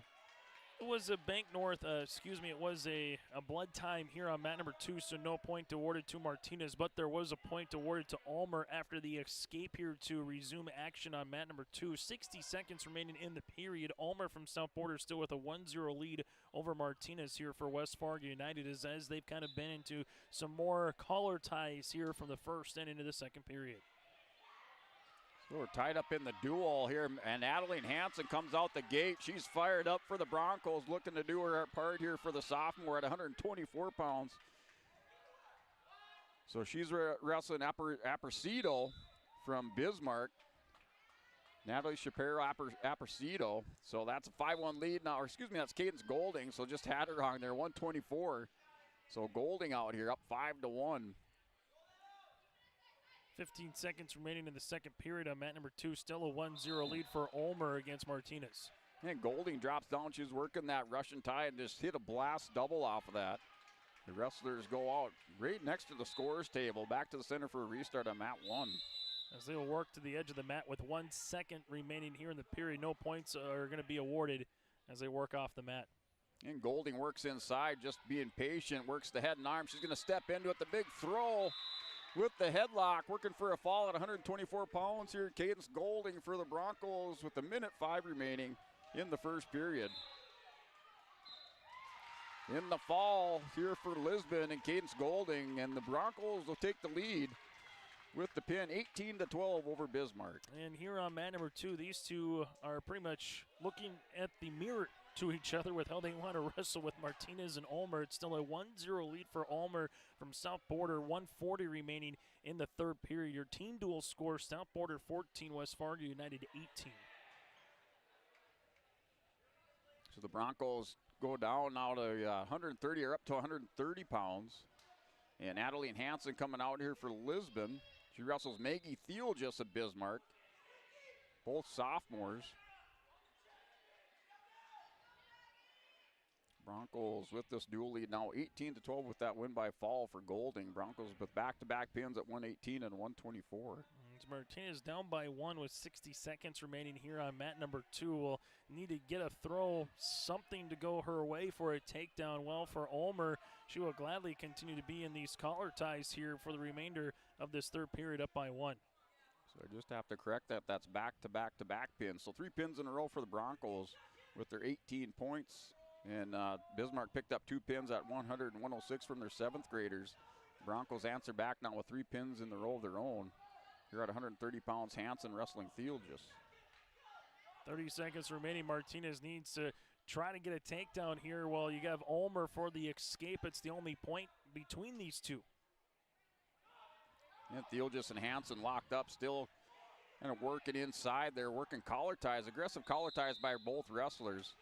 Still scoreless in the first period, under 50 seconds remaining on mat 1. 17.3 seconds remaining here in the third period on mat number 3. Martinez tried her last time to get a throw. Ulmer was working the underhooks a little bit there, but right now still locked up with some hand ties with 6 seconds. Ulmer doing a good job not allowing Martinez to get close and try to get that throw off. And winner by 1 point, 1-0 at 170 pounds will be Reagan Ulmer for South Border here. And another 3 points being on the Bank North scoreboard to make it 43-18. So Maggie Thielgis for Bismarck, a returning state place winner, state champion 2 years ago. Last year, placed second at the state tournament. So state champion, state runner-up out there. Maggie Thielgis for Bismarck, wrestling Adeline Hansen. Hansen, a 2-time state place winner for Lisbon. Out here at 130 pounds, injured last year, not able to wrestle. So final seconds tick off in the first period. We're scoreless on mat number 1 here at 130 pounds. Looks like Bismarck with choice. And they defer over to Lisbon. Hansen has to choose. Update for you from the Fargo Dome. One play, Cole Payton to Bryce Lance, 78 yards for a touchdown on their first play of the game for NDSU against Illinois State. And then also going on, University of North Dakota down in Texas going up against Tarleton State in the FCS playoffs. That game just kicking off, currently scoreless. NDSU up 7, 2.5 minutes into the ball game. Man, that's electric there. That's something that Josh Kravachka would do for Langdon. First play, 78 yards. Yeah, Kravachka's done a pretty good job up in good old Langdon with those Cardinals, hasn't he, over the years? State champ again this year for football. Yep. And there will be a couple forfeits to finish the match here on mat number 2. So your final will be 45-30. South Border will pick up the victory over West Fargo United. We'll get to some of the post-game accolades here in just a few moments here after that post-duel. Yeah, Hansen and Thielgis. Hansen had to choose the bottom position. She's able to stand up, not able to get those hips over on Thielgis on the mat return. So Thielgis, no damage done on the mat. Oh, and she goes full Nelson. Full Nelson on Hansen. Or no, I guess not. I thought looked like she had a full Nelson. The official must have waved it off. So I think we're still scoreless.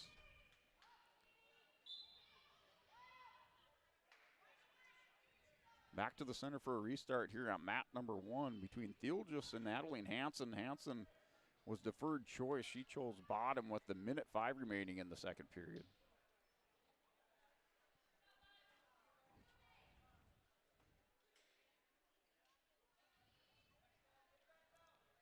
So Hansen still trying to knee slide. Was able to get the backside up a little bit in the quad pod, but broke back down, back on her base here by Theelgis. Theelgis doing a good job working up over the top. Power half position, has the forearm buried in the back of her head, in the back of Hansen's head. It's like 35 seconds remain in the second period. Hansen not able to do much, just good pressure here. Now Theelgis goes back to the power half on Hansen here on mat 1.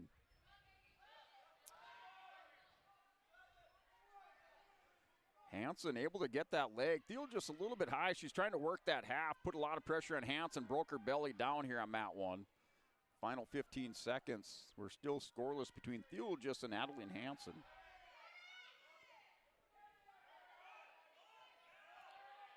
Oh, and Theelgis has this half Nelson cranked. We got about 2 seconds remaining. And I think we got 4 near fall coming there for Maggie Theelgis. So Theelgis finally able to work that half, scores the 4 near fall. She has the 4-0 lead over Hansen. See Olson CPA, see OlsonCPA.com. Olson Accounting recap here for West Fargo United and South Border. Alyssa Ross got the opening 6 points here for West Fargo with a winner via fall over Sarah Schauer. And then you'd see South Border take the next 3 at 106, 112, and 118. 2 via fall, 1 via forfeit. Able to get 6 more points in the final 6 points. Then at 124 for West Fargo United for Reardon over Paige Goebel. That was a good one at 449, winner via fall. And then a lot of forfeits to finish it off here between these two teams. South Border able to finish 3-3 here at the Lisbon Dual Wrestling girls tournament, while on the opposite side for West Fargo United, they would finish 3 and make that 2-4. So 3-3 for South Border, 2-4 for West Fargo United. That is, again, a dual recap brought to you in part by Olson Accounting. Your Enbridge Energy wrestler of the match, bringing the energy right from the jump here, is Chanel Volk for South Border, winner via fall. 21 seconds in over Molly Carr from West Fargo United at 142. She brought the energy, brought to you in part by Enbridge again for Chanel Volk. And then we get to our Agassi Precision Egg move of the match, and that was Reagan Ulmer, kind of the defense. Got 1 point for an escape. Shutout Martinez takes the decision win at 1-0 at 170. That was our move of the match, brought to you in part by Agassi Precision Egg here between West Fargo United and South Border. Yeah, had a medical timeout, so good time there to do that dual recap as the Broncos have the 18-12 lead over here on mat number 1. Thiel just picked up the 4 near fall. She chooses the top position here on Hansen. She goes right away to an armbar. She's going to try to pick up some bonus points here. And the pin for Maggie Thiel just on Hansen. She wasted no time in this second and third period. Picked up the near fall ending the second, and then went right to her armbar and wins by fall over Hansen on mat 1. That ties up our duel now 18 apiece going into 136. Well, this one with two teams who are undefeated kind of has that, I'm not going to call it state championship, but it kind of has that postseason duel feeling here, Brent, especially with how the first couple of weight classes have gone between the Broncos and the Demons here. Yeah, we were. I guess we were talking about this, how the coaches would wrestle this one out, what we're going to see, if they're going to go with their number ones in their lineup, or if they're going to kind of move, wrestlers around to give them an opportunity out here early in the season. But looks like they're putting out the number ones here to pull out the victory or get the win here in the dual team championship. Here for mat 1, that's Arlie Romerman wrestling Kier Weary of Bismarck. So Romerman for the Broncos, a sophomore. Weary, a sophomore for Bismarck. That's scoreless in the first period with 1:30 remaining.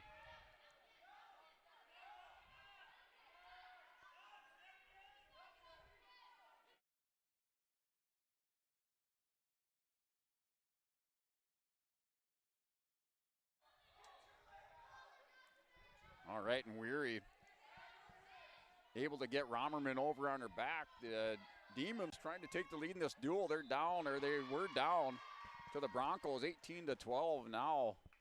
Bismarck with the lead, 24-18. So Weary pins Romerman at 136 pounds. Now 142. We'll see if the Broncos can get some points back as they send out Emerson Schwab here for Lisbon.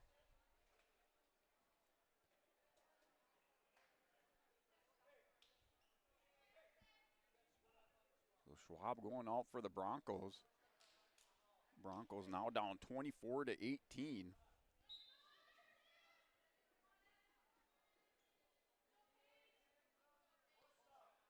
So Schwab able to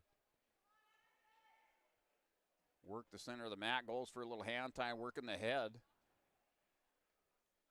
Back to tying up the wrists. Sees that leg there.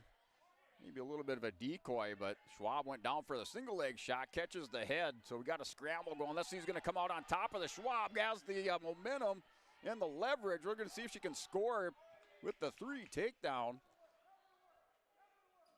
So came out on top of that scramble, was able to get low enough with some leverage. Got around behind her opponent there for the 3-point takedown. She's back up working a crossface. And now Bismarck on the bottom, able to clear that wrist. Scoots those hips away, and now Schwab a little bit out of position. She goes back trying to work the crossface in the near ankle. Still maintaining control in the top position. Hasn't given up a loss of control. She maintains that 3-0 lead over here on mat 1. In the match, the Broncos are down by 6 in the duel, 24-18 to Bismarck. Here's Schwab. Schwab, like she was trying to work underneath in the kind of a chicken wing pinning combination. Still in control on top. Now goes to the power half, throws that forearm into the back of the head. So see a lot of the girls use that, maybe a little bit more than the boys do with that power half. They really like throwing that forearm into the back of the head, trying to work that power half. Now goes, has the far wrist caught up. She's going to walk this around, trying to pick up some near fall at the end of the period. Final 10 seconds of this first period. Still no near fall. Officials down there. No counts yet. A lot of pressure here by Schwab, but no near fall. Yeah, she'll take the 3-0 lead. A lot of work there trying to get over her Bismarck opponent, but no near fall awarded for Schwab. Schwab going to start this in the bottom position. Bismarck chooses top to start the period. So we're in the second period. Schwab with the 3-0 lead.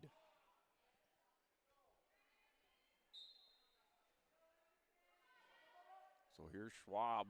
Knee slide out. Nice hip ice back around, and the reversal for Schwab. She hit that within the first 10 seconds for the reversal. Up 5-0. Goes right back to the half. Nelson has the far wrist caught up. And actually, she's got a hammerlock on the far side. So had the hammerlock really working the shoulder. The official in there calls the potentially dangerous.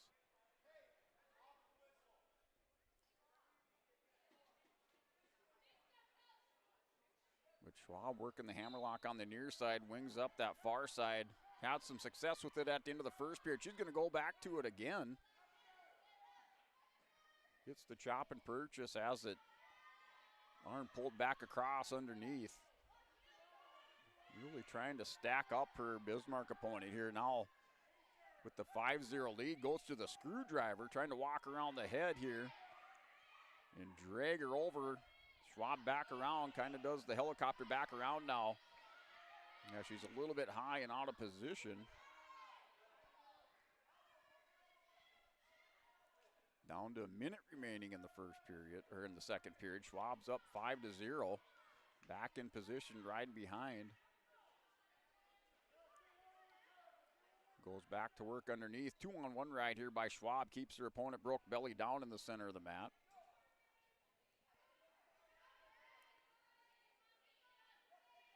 Goes back, forearm in the back of their head. Tried to hit the half Nelson. Wrists are tied up. She's going to go back, spirals, goes to the 2-on-1. See if she can get a little bit of movement there. Not able to do it. She's going to have to readjust. Goes back around, back in their good riding position. And a stall warning now issued to the bottom wrestler, down with 15 seconds remaining.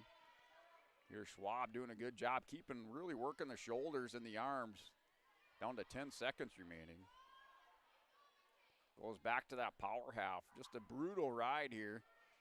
Another stall warning, so 1 point for Schwab now, 6-0. Schwab went from pinning combination to pinning combination and just not able to get a turn as their opponent now warned for stalling twice. The 1 point given over to Schwab. So she has the 6-0 lead going into the third period. They're going to go neutral. So Schwab picks neutral to start. He was able to ride out. Now hits a nice outside single. Picks the ankle for the three-point takedown, up 8-0. So she has the 8-0 lead. Showed a little bit of quickness, athleticism there on that takedown. Able to hit the outside single low enough to pick the ankle. Gets around behind her. Now has the arm caught with the chin whip. So kind of a chin drop position. She's going to scoop, goes back around for the reverse crossface. And now in the pinning combination, Emerson Schwab in the pin for Schwab at 142 pounds. The Broncos back into this. They tied up at 24.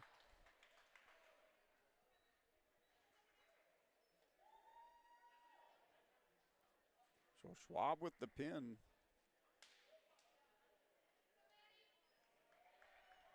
And they'll tie up the duel at 24, going into 155.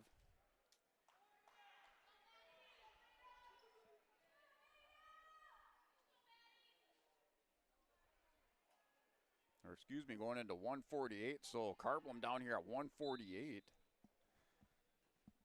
She had been wrestling 55, so she goes down to 148 for this duel. So Veda Carblum wrestling Madison Reams. Madison Reams in on the nice high crotch fireman's. Carblum able to get back up on her hip. Hasn't given up the takedown yet. Still working to scoot those hips up and over. Reams doing a good job, stays low. Carblum's going to come up.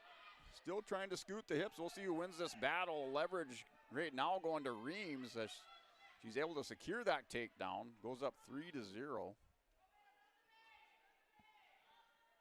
So Reams up 3-0 in the match. Minute 15 remaining in the first period. Carblum with the sit out. See if she can hit the switch. Not able to clear the hips. Goes back to kind of a scramble position. Has the back ankle caught of Reams. That's down to a minute remaining. Now goes to the screwdriver. Reams with the good adjustment. Hits the crossface into the screwdriver. Dragging Carblum over. Trying to drag her over. And still 45 seconds remaining in the first period. Madison Reams has Carblum in big trouble. All kinds of trouble here, working for a fall. In the pin for Madison Reams. And Bismarck answers back with the win by fall. Now 30-24, Bismarck with the 6-point lead.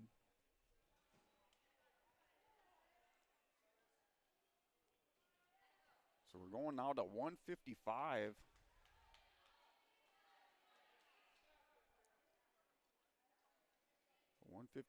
We have Izzy Kurtz going out for Lisbon.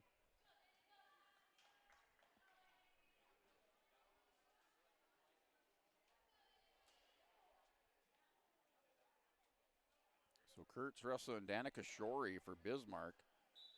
Kurtz a sophomore, first-year wrestler. Shorey a freshman for Bismarck. So Bismarck now up 30-24.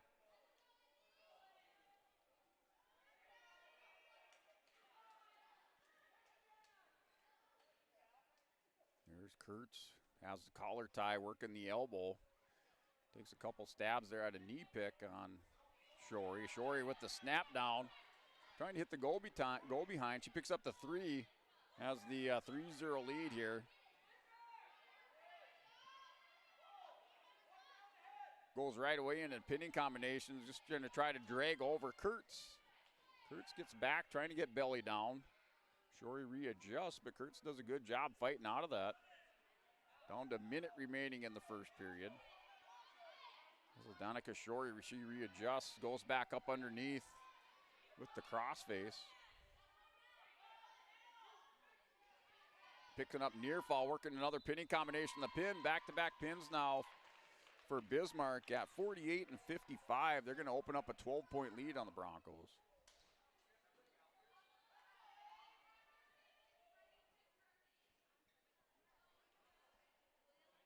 So 170 pounds, 3 matches left in this duel. We're up here at 170 pounds with Ava Carblum.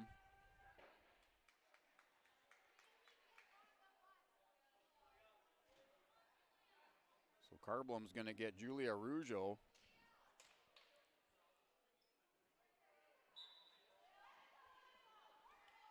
And Bismarck with the 12-point lead going into 170.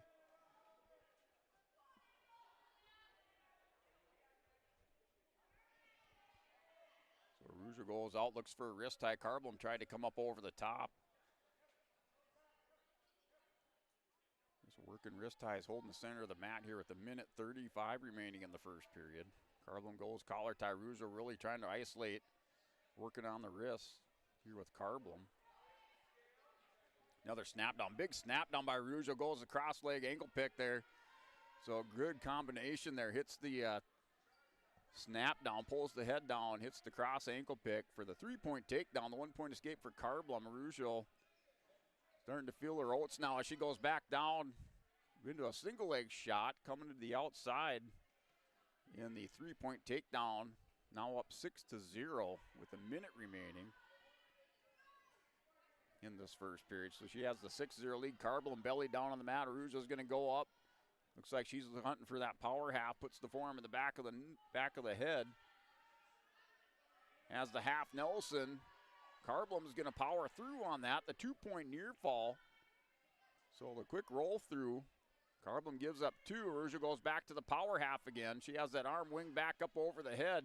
This time Carblum not able to roll through. Rougeau's going to go all this pinning combination. She's hunting for some bonus points in the pin here for Julia Rougeau over Carblum. And now 3 pins, 18 points coming by way for the Bismarck Demons as they extend that lead over the Broncos.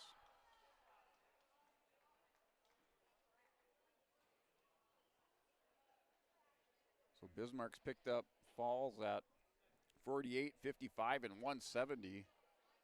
Now up here at 190 pounds.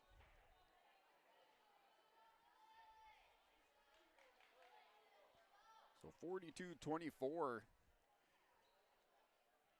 Bismarck will have the dual win here, as there's only 2 duels left. The Broncos, most points they could score is 12 here for it to be a 42-36 duel. So I'm not sure what they're looking for on the lineup card, but a little discussion over there in the far corner. Right now, the match on deck here at 190 pounds, Lily Lugo and Cora Ulster. Ulster wrestling for Lisbon, a senior this year. Lily Lugo, a sophomore for Bismarck.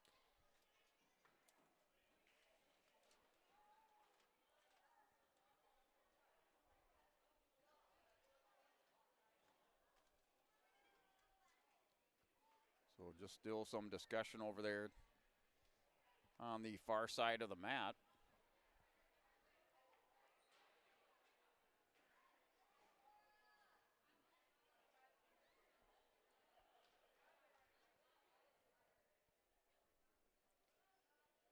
So just a quick recap of this duel, the Broncos and the Demons. Right now, Bismarck has the 42-24 lead over the Broncos. We're at 190 pounds. The duel started at 100 pounds, where Charlie Claymore picked up a win by fall over Carblum. And then at 106, Avery Thiel just pinned Melina Rebsum. Bismarck jumped out to the 12-0 duel lead. The Broncos picked up 3 pins from 112 to 124. That was Booman, Krellin, and Golding all picking up wins by fall. The Broncos with the lead, 18-12. Maggie Thiel just came out in the third period and was able to pin Adeline Hansen after a kind of a back-and-forth battle up until that third period, where Thiel just was able to get Hansen, and that tied up our duel. Schwab for the Broncos came back with another win by fall at 142 pounds. And then it's been Bismarck High the last 3 matches as they've extended their lead now 42-24 over the Broncos. We're here at 190 pounds between Ulster and Lugo.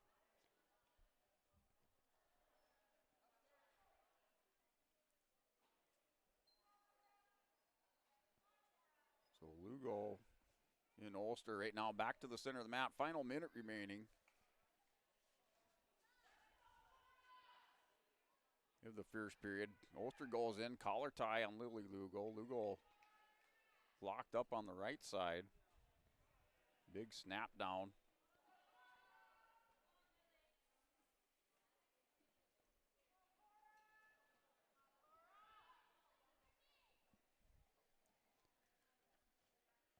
So Ulster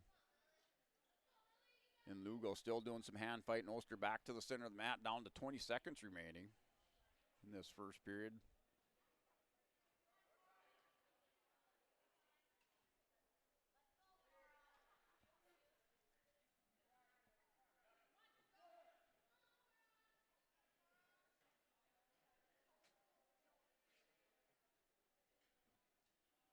So Ulster now tried to isolate the arm at the end of the period, going into Russian tie, but they run out of time in the first, and they go scoreless into the second period. Lugo chooses, or in the bottom position. Ulster for Lisbon, white singlet, red trim in the top position. It's 190 pounds. Things kind of quieted down here. A lot of excitement midway through this duel. Now Bismarck's taking control of it.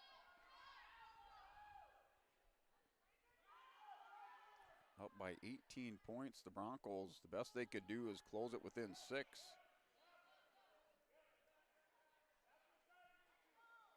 So down to minute 35 remaining.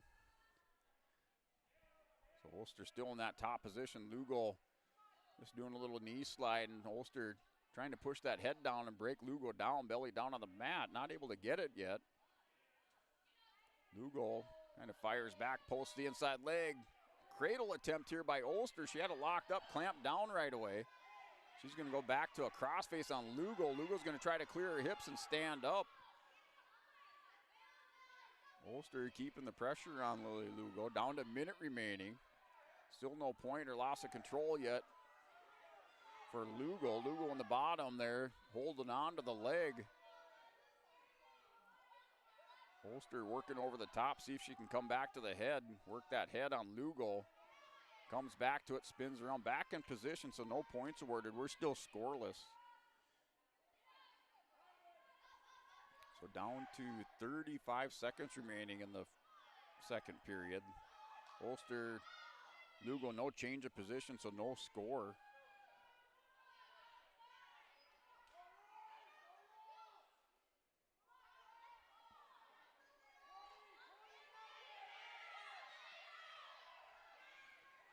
And at the end of the period with final 12 seconds remaining, Lugo is going to hit a sit out. She catches Ulster on her hip.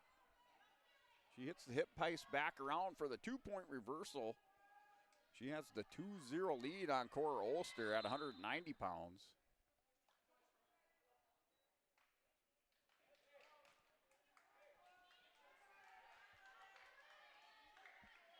So in the third period, or start of the third period, we're a 2-0 lead for Lily Lugo, so we're going to go a little medical timeout over here on mat number 1. So that's going to let us step away. We're going to take a quick 30-second timeout with the 2-0 lead here for Lily Lugo in this match at 190. As an American Family Insurance agent, Chris and Monica Heisey look out for what matters to you most, even when nothing is wrong. These days, everyone wants to save money, and they can show you how easy it is to have multiple policies by combining your auto and homeowner's insurance. Let Chris Heisey Agency with American Family Insurance put some change back into your pocket. For more info, visit chrisheisey.com. That's chrisheisey.com for all the details. In Hope, North Dakota, we aren't just a town, we're a community.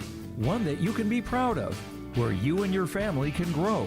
With available jobs, affordable housing, a golf course and pool, the Sportsman Club, and great educational opportunities. There hasn't been a better time to join the Hope community, ideally located between Fargo, Grand Forks, and Jamestown. For more information, go to www.hopend.com. Live, work, and play in Hope, North Dakota. All right, after that Dakota Heritage Bank timeout, we're at the start of the third period. Lily Lugo had picked up the reversal. And she's chose the bottom position to start the third period. So we're 2-0, now 3-0 score here between Ulster and Lugo. We'll see if Ulster has a move in her toolkit here. She's down by 3 points now here on mat number 1 with 1:25 remaining. She's going to try to snap down Lugo.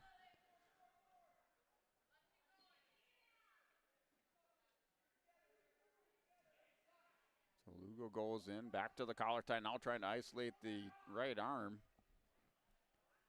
Ulster pushes her off, back towards the center of the mat with 1:05 remaining. So Lugo goes in, trying to work that collar tie, working inside on Ulster.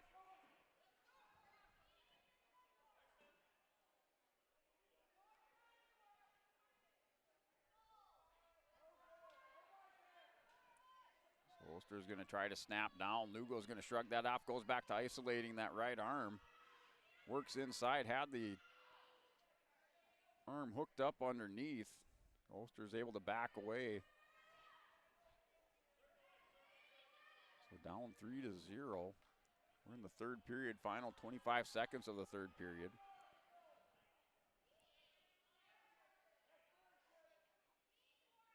So Ulster and Lugo, still no change of position here on their feet, down to the final 10 seconds. Lugo's going to try to hit the snap down here. It's going to go cow catcher. She's going to try to pick up a pin here at the end of the period. That'd be some big bonus points. She's up 3-0 in the pin for Lily Lugo. That's big 6 points. Not giving up on that match, and she just kept at it and picks up the fall. Going to chalk that one up, add to her record.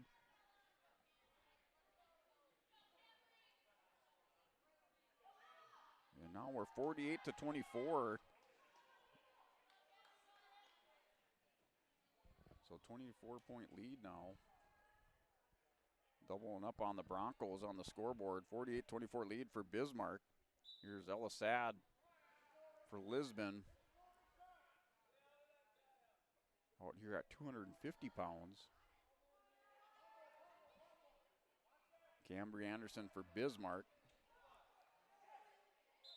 Anderson and Sad roll out of bounds on the tussle as they go back to the center for a restart.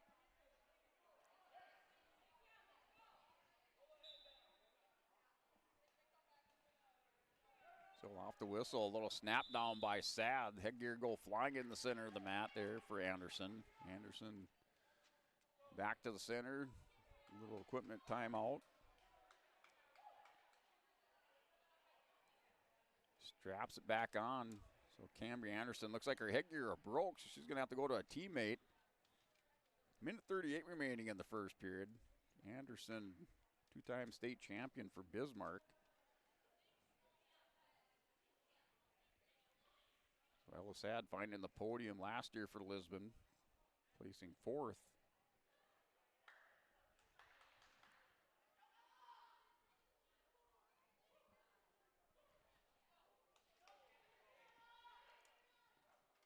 A duel scored once again 48-24.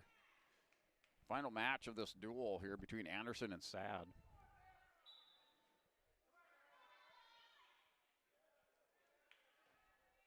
Sad going in, looking aggressive. Anderson's going to drop down. Sad still trying to hit a toss on Anderson. So Anderson has the arm or the underhook. She's able to snap down. Ella Sad has her going over on her hip. No near fall now. Cambry Anderson working for a fall on Ella Sad. 1:10 remaining in the first period. Anderson working for a pin. Sad left shoulder up just a little bit. The official down there with the close look. Anderson will just settle in the win by fall. And that's your final for the tournament. Final match, the final duel. And it's 54-24. Bismarck, after a close duel midway through, they're going to go ahead and pull away in this one. 54-24 over the Lisbon Broncos. As that's going to close out the dual team tournament. The Broncos here with your Olsen Accounting dual recap. So we'll recap this duel and then hand out Enbridge Energy Wrestler of the Duel and our Agassi Egg Precision move of the duel. So the duel opened up with a pair of pins there by the 7th graders from Bismarck at 100 and 106 pounds. It was Charlie Claymore over Josie Carblin by fall in 39 seconds.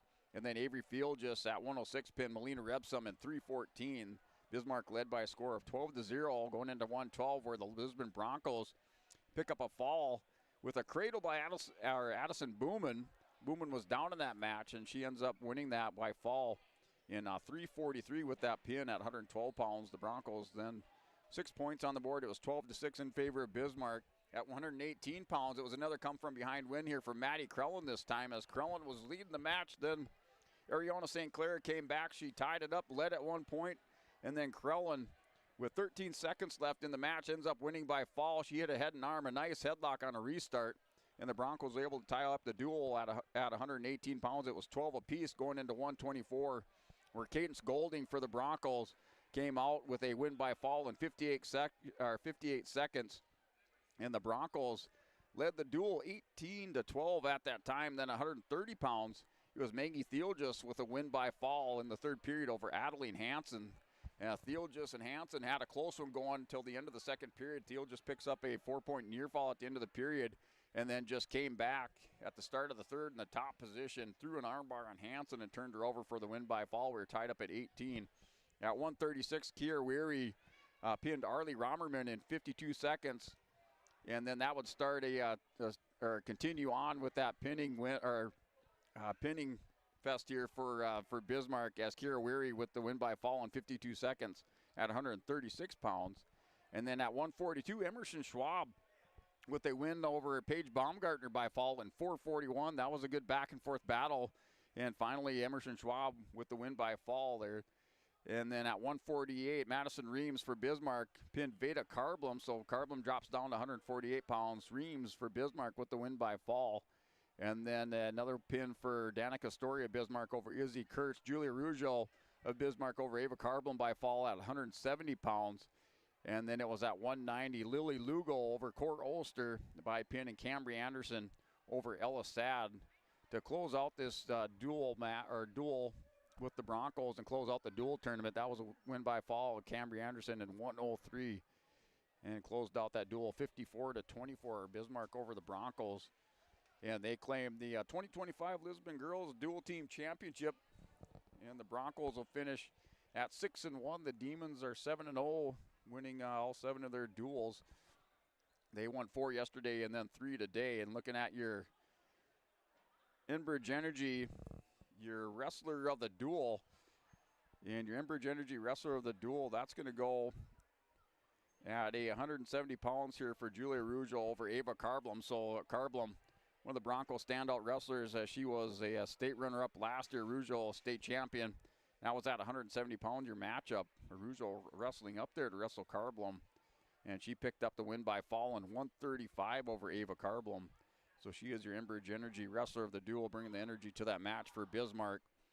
And then as your Agassi Egg Precision move of the match, your Agassi Egg move of the match, you're going over to the Lisbon Broncos at 118 pounds there for Maddie Krellen. Krellen and St. Clair had went back and forth in that match. It was tied up at 10. St. Clair took the lead. Krellen was able to get a restart and an escape and went back up to their feet. She was able to hit a nice headlock or head and arm on St. Clair and bowled her over. And with 13 seconds remaining, she picked up the win by fall. And that got the Broncos back in and tied up the duel at 12 apiece there, going into 124 pounds, where teammate Cadence Golding would eventually pick up another pin. And the Broncos led after 124 by a score of 18-12. So that is your Agassi Egg Precision move of the match, going there to Maddie Krellen of the Lisbon Broncos. And that'll close out our 2025 Lisbon Girls Dual Team Tournament here on your live event. As there still is wrestling, as you can catch some wrestling today up there at the Hillsborough Central Valley Dual Team Tournament. So Brady Siebels is up there covering that, so you can catch that if you're looking for more wrestling on yourliveevent.com. And then we look forward, hopefully, to being back here next year for another round or another version of the Lisbon Dual Team Tournament, whether it's here at the beginning of the year or over the holidays, as just a good tournament here to cover here on your live event, and to bring in some of these teams here from the state of North Dakota down here to Lisbon and wrestle it out here on the mats inside the gymnasium. So On behalf of myself and Chase Miller, we'd like to thank everybody for joining us. And we will see you here this winter season here for all your high school athletics here in Lisbon and across the state of North Dakota.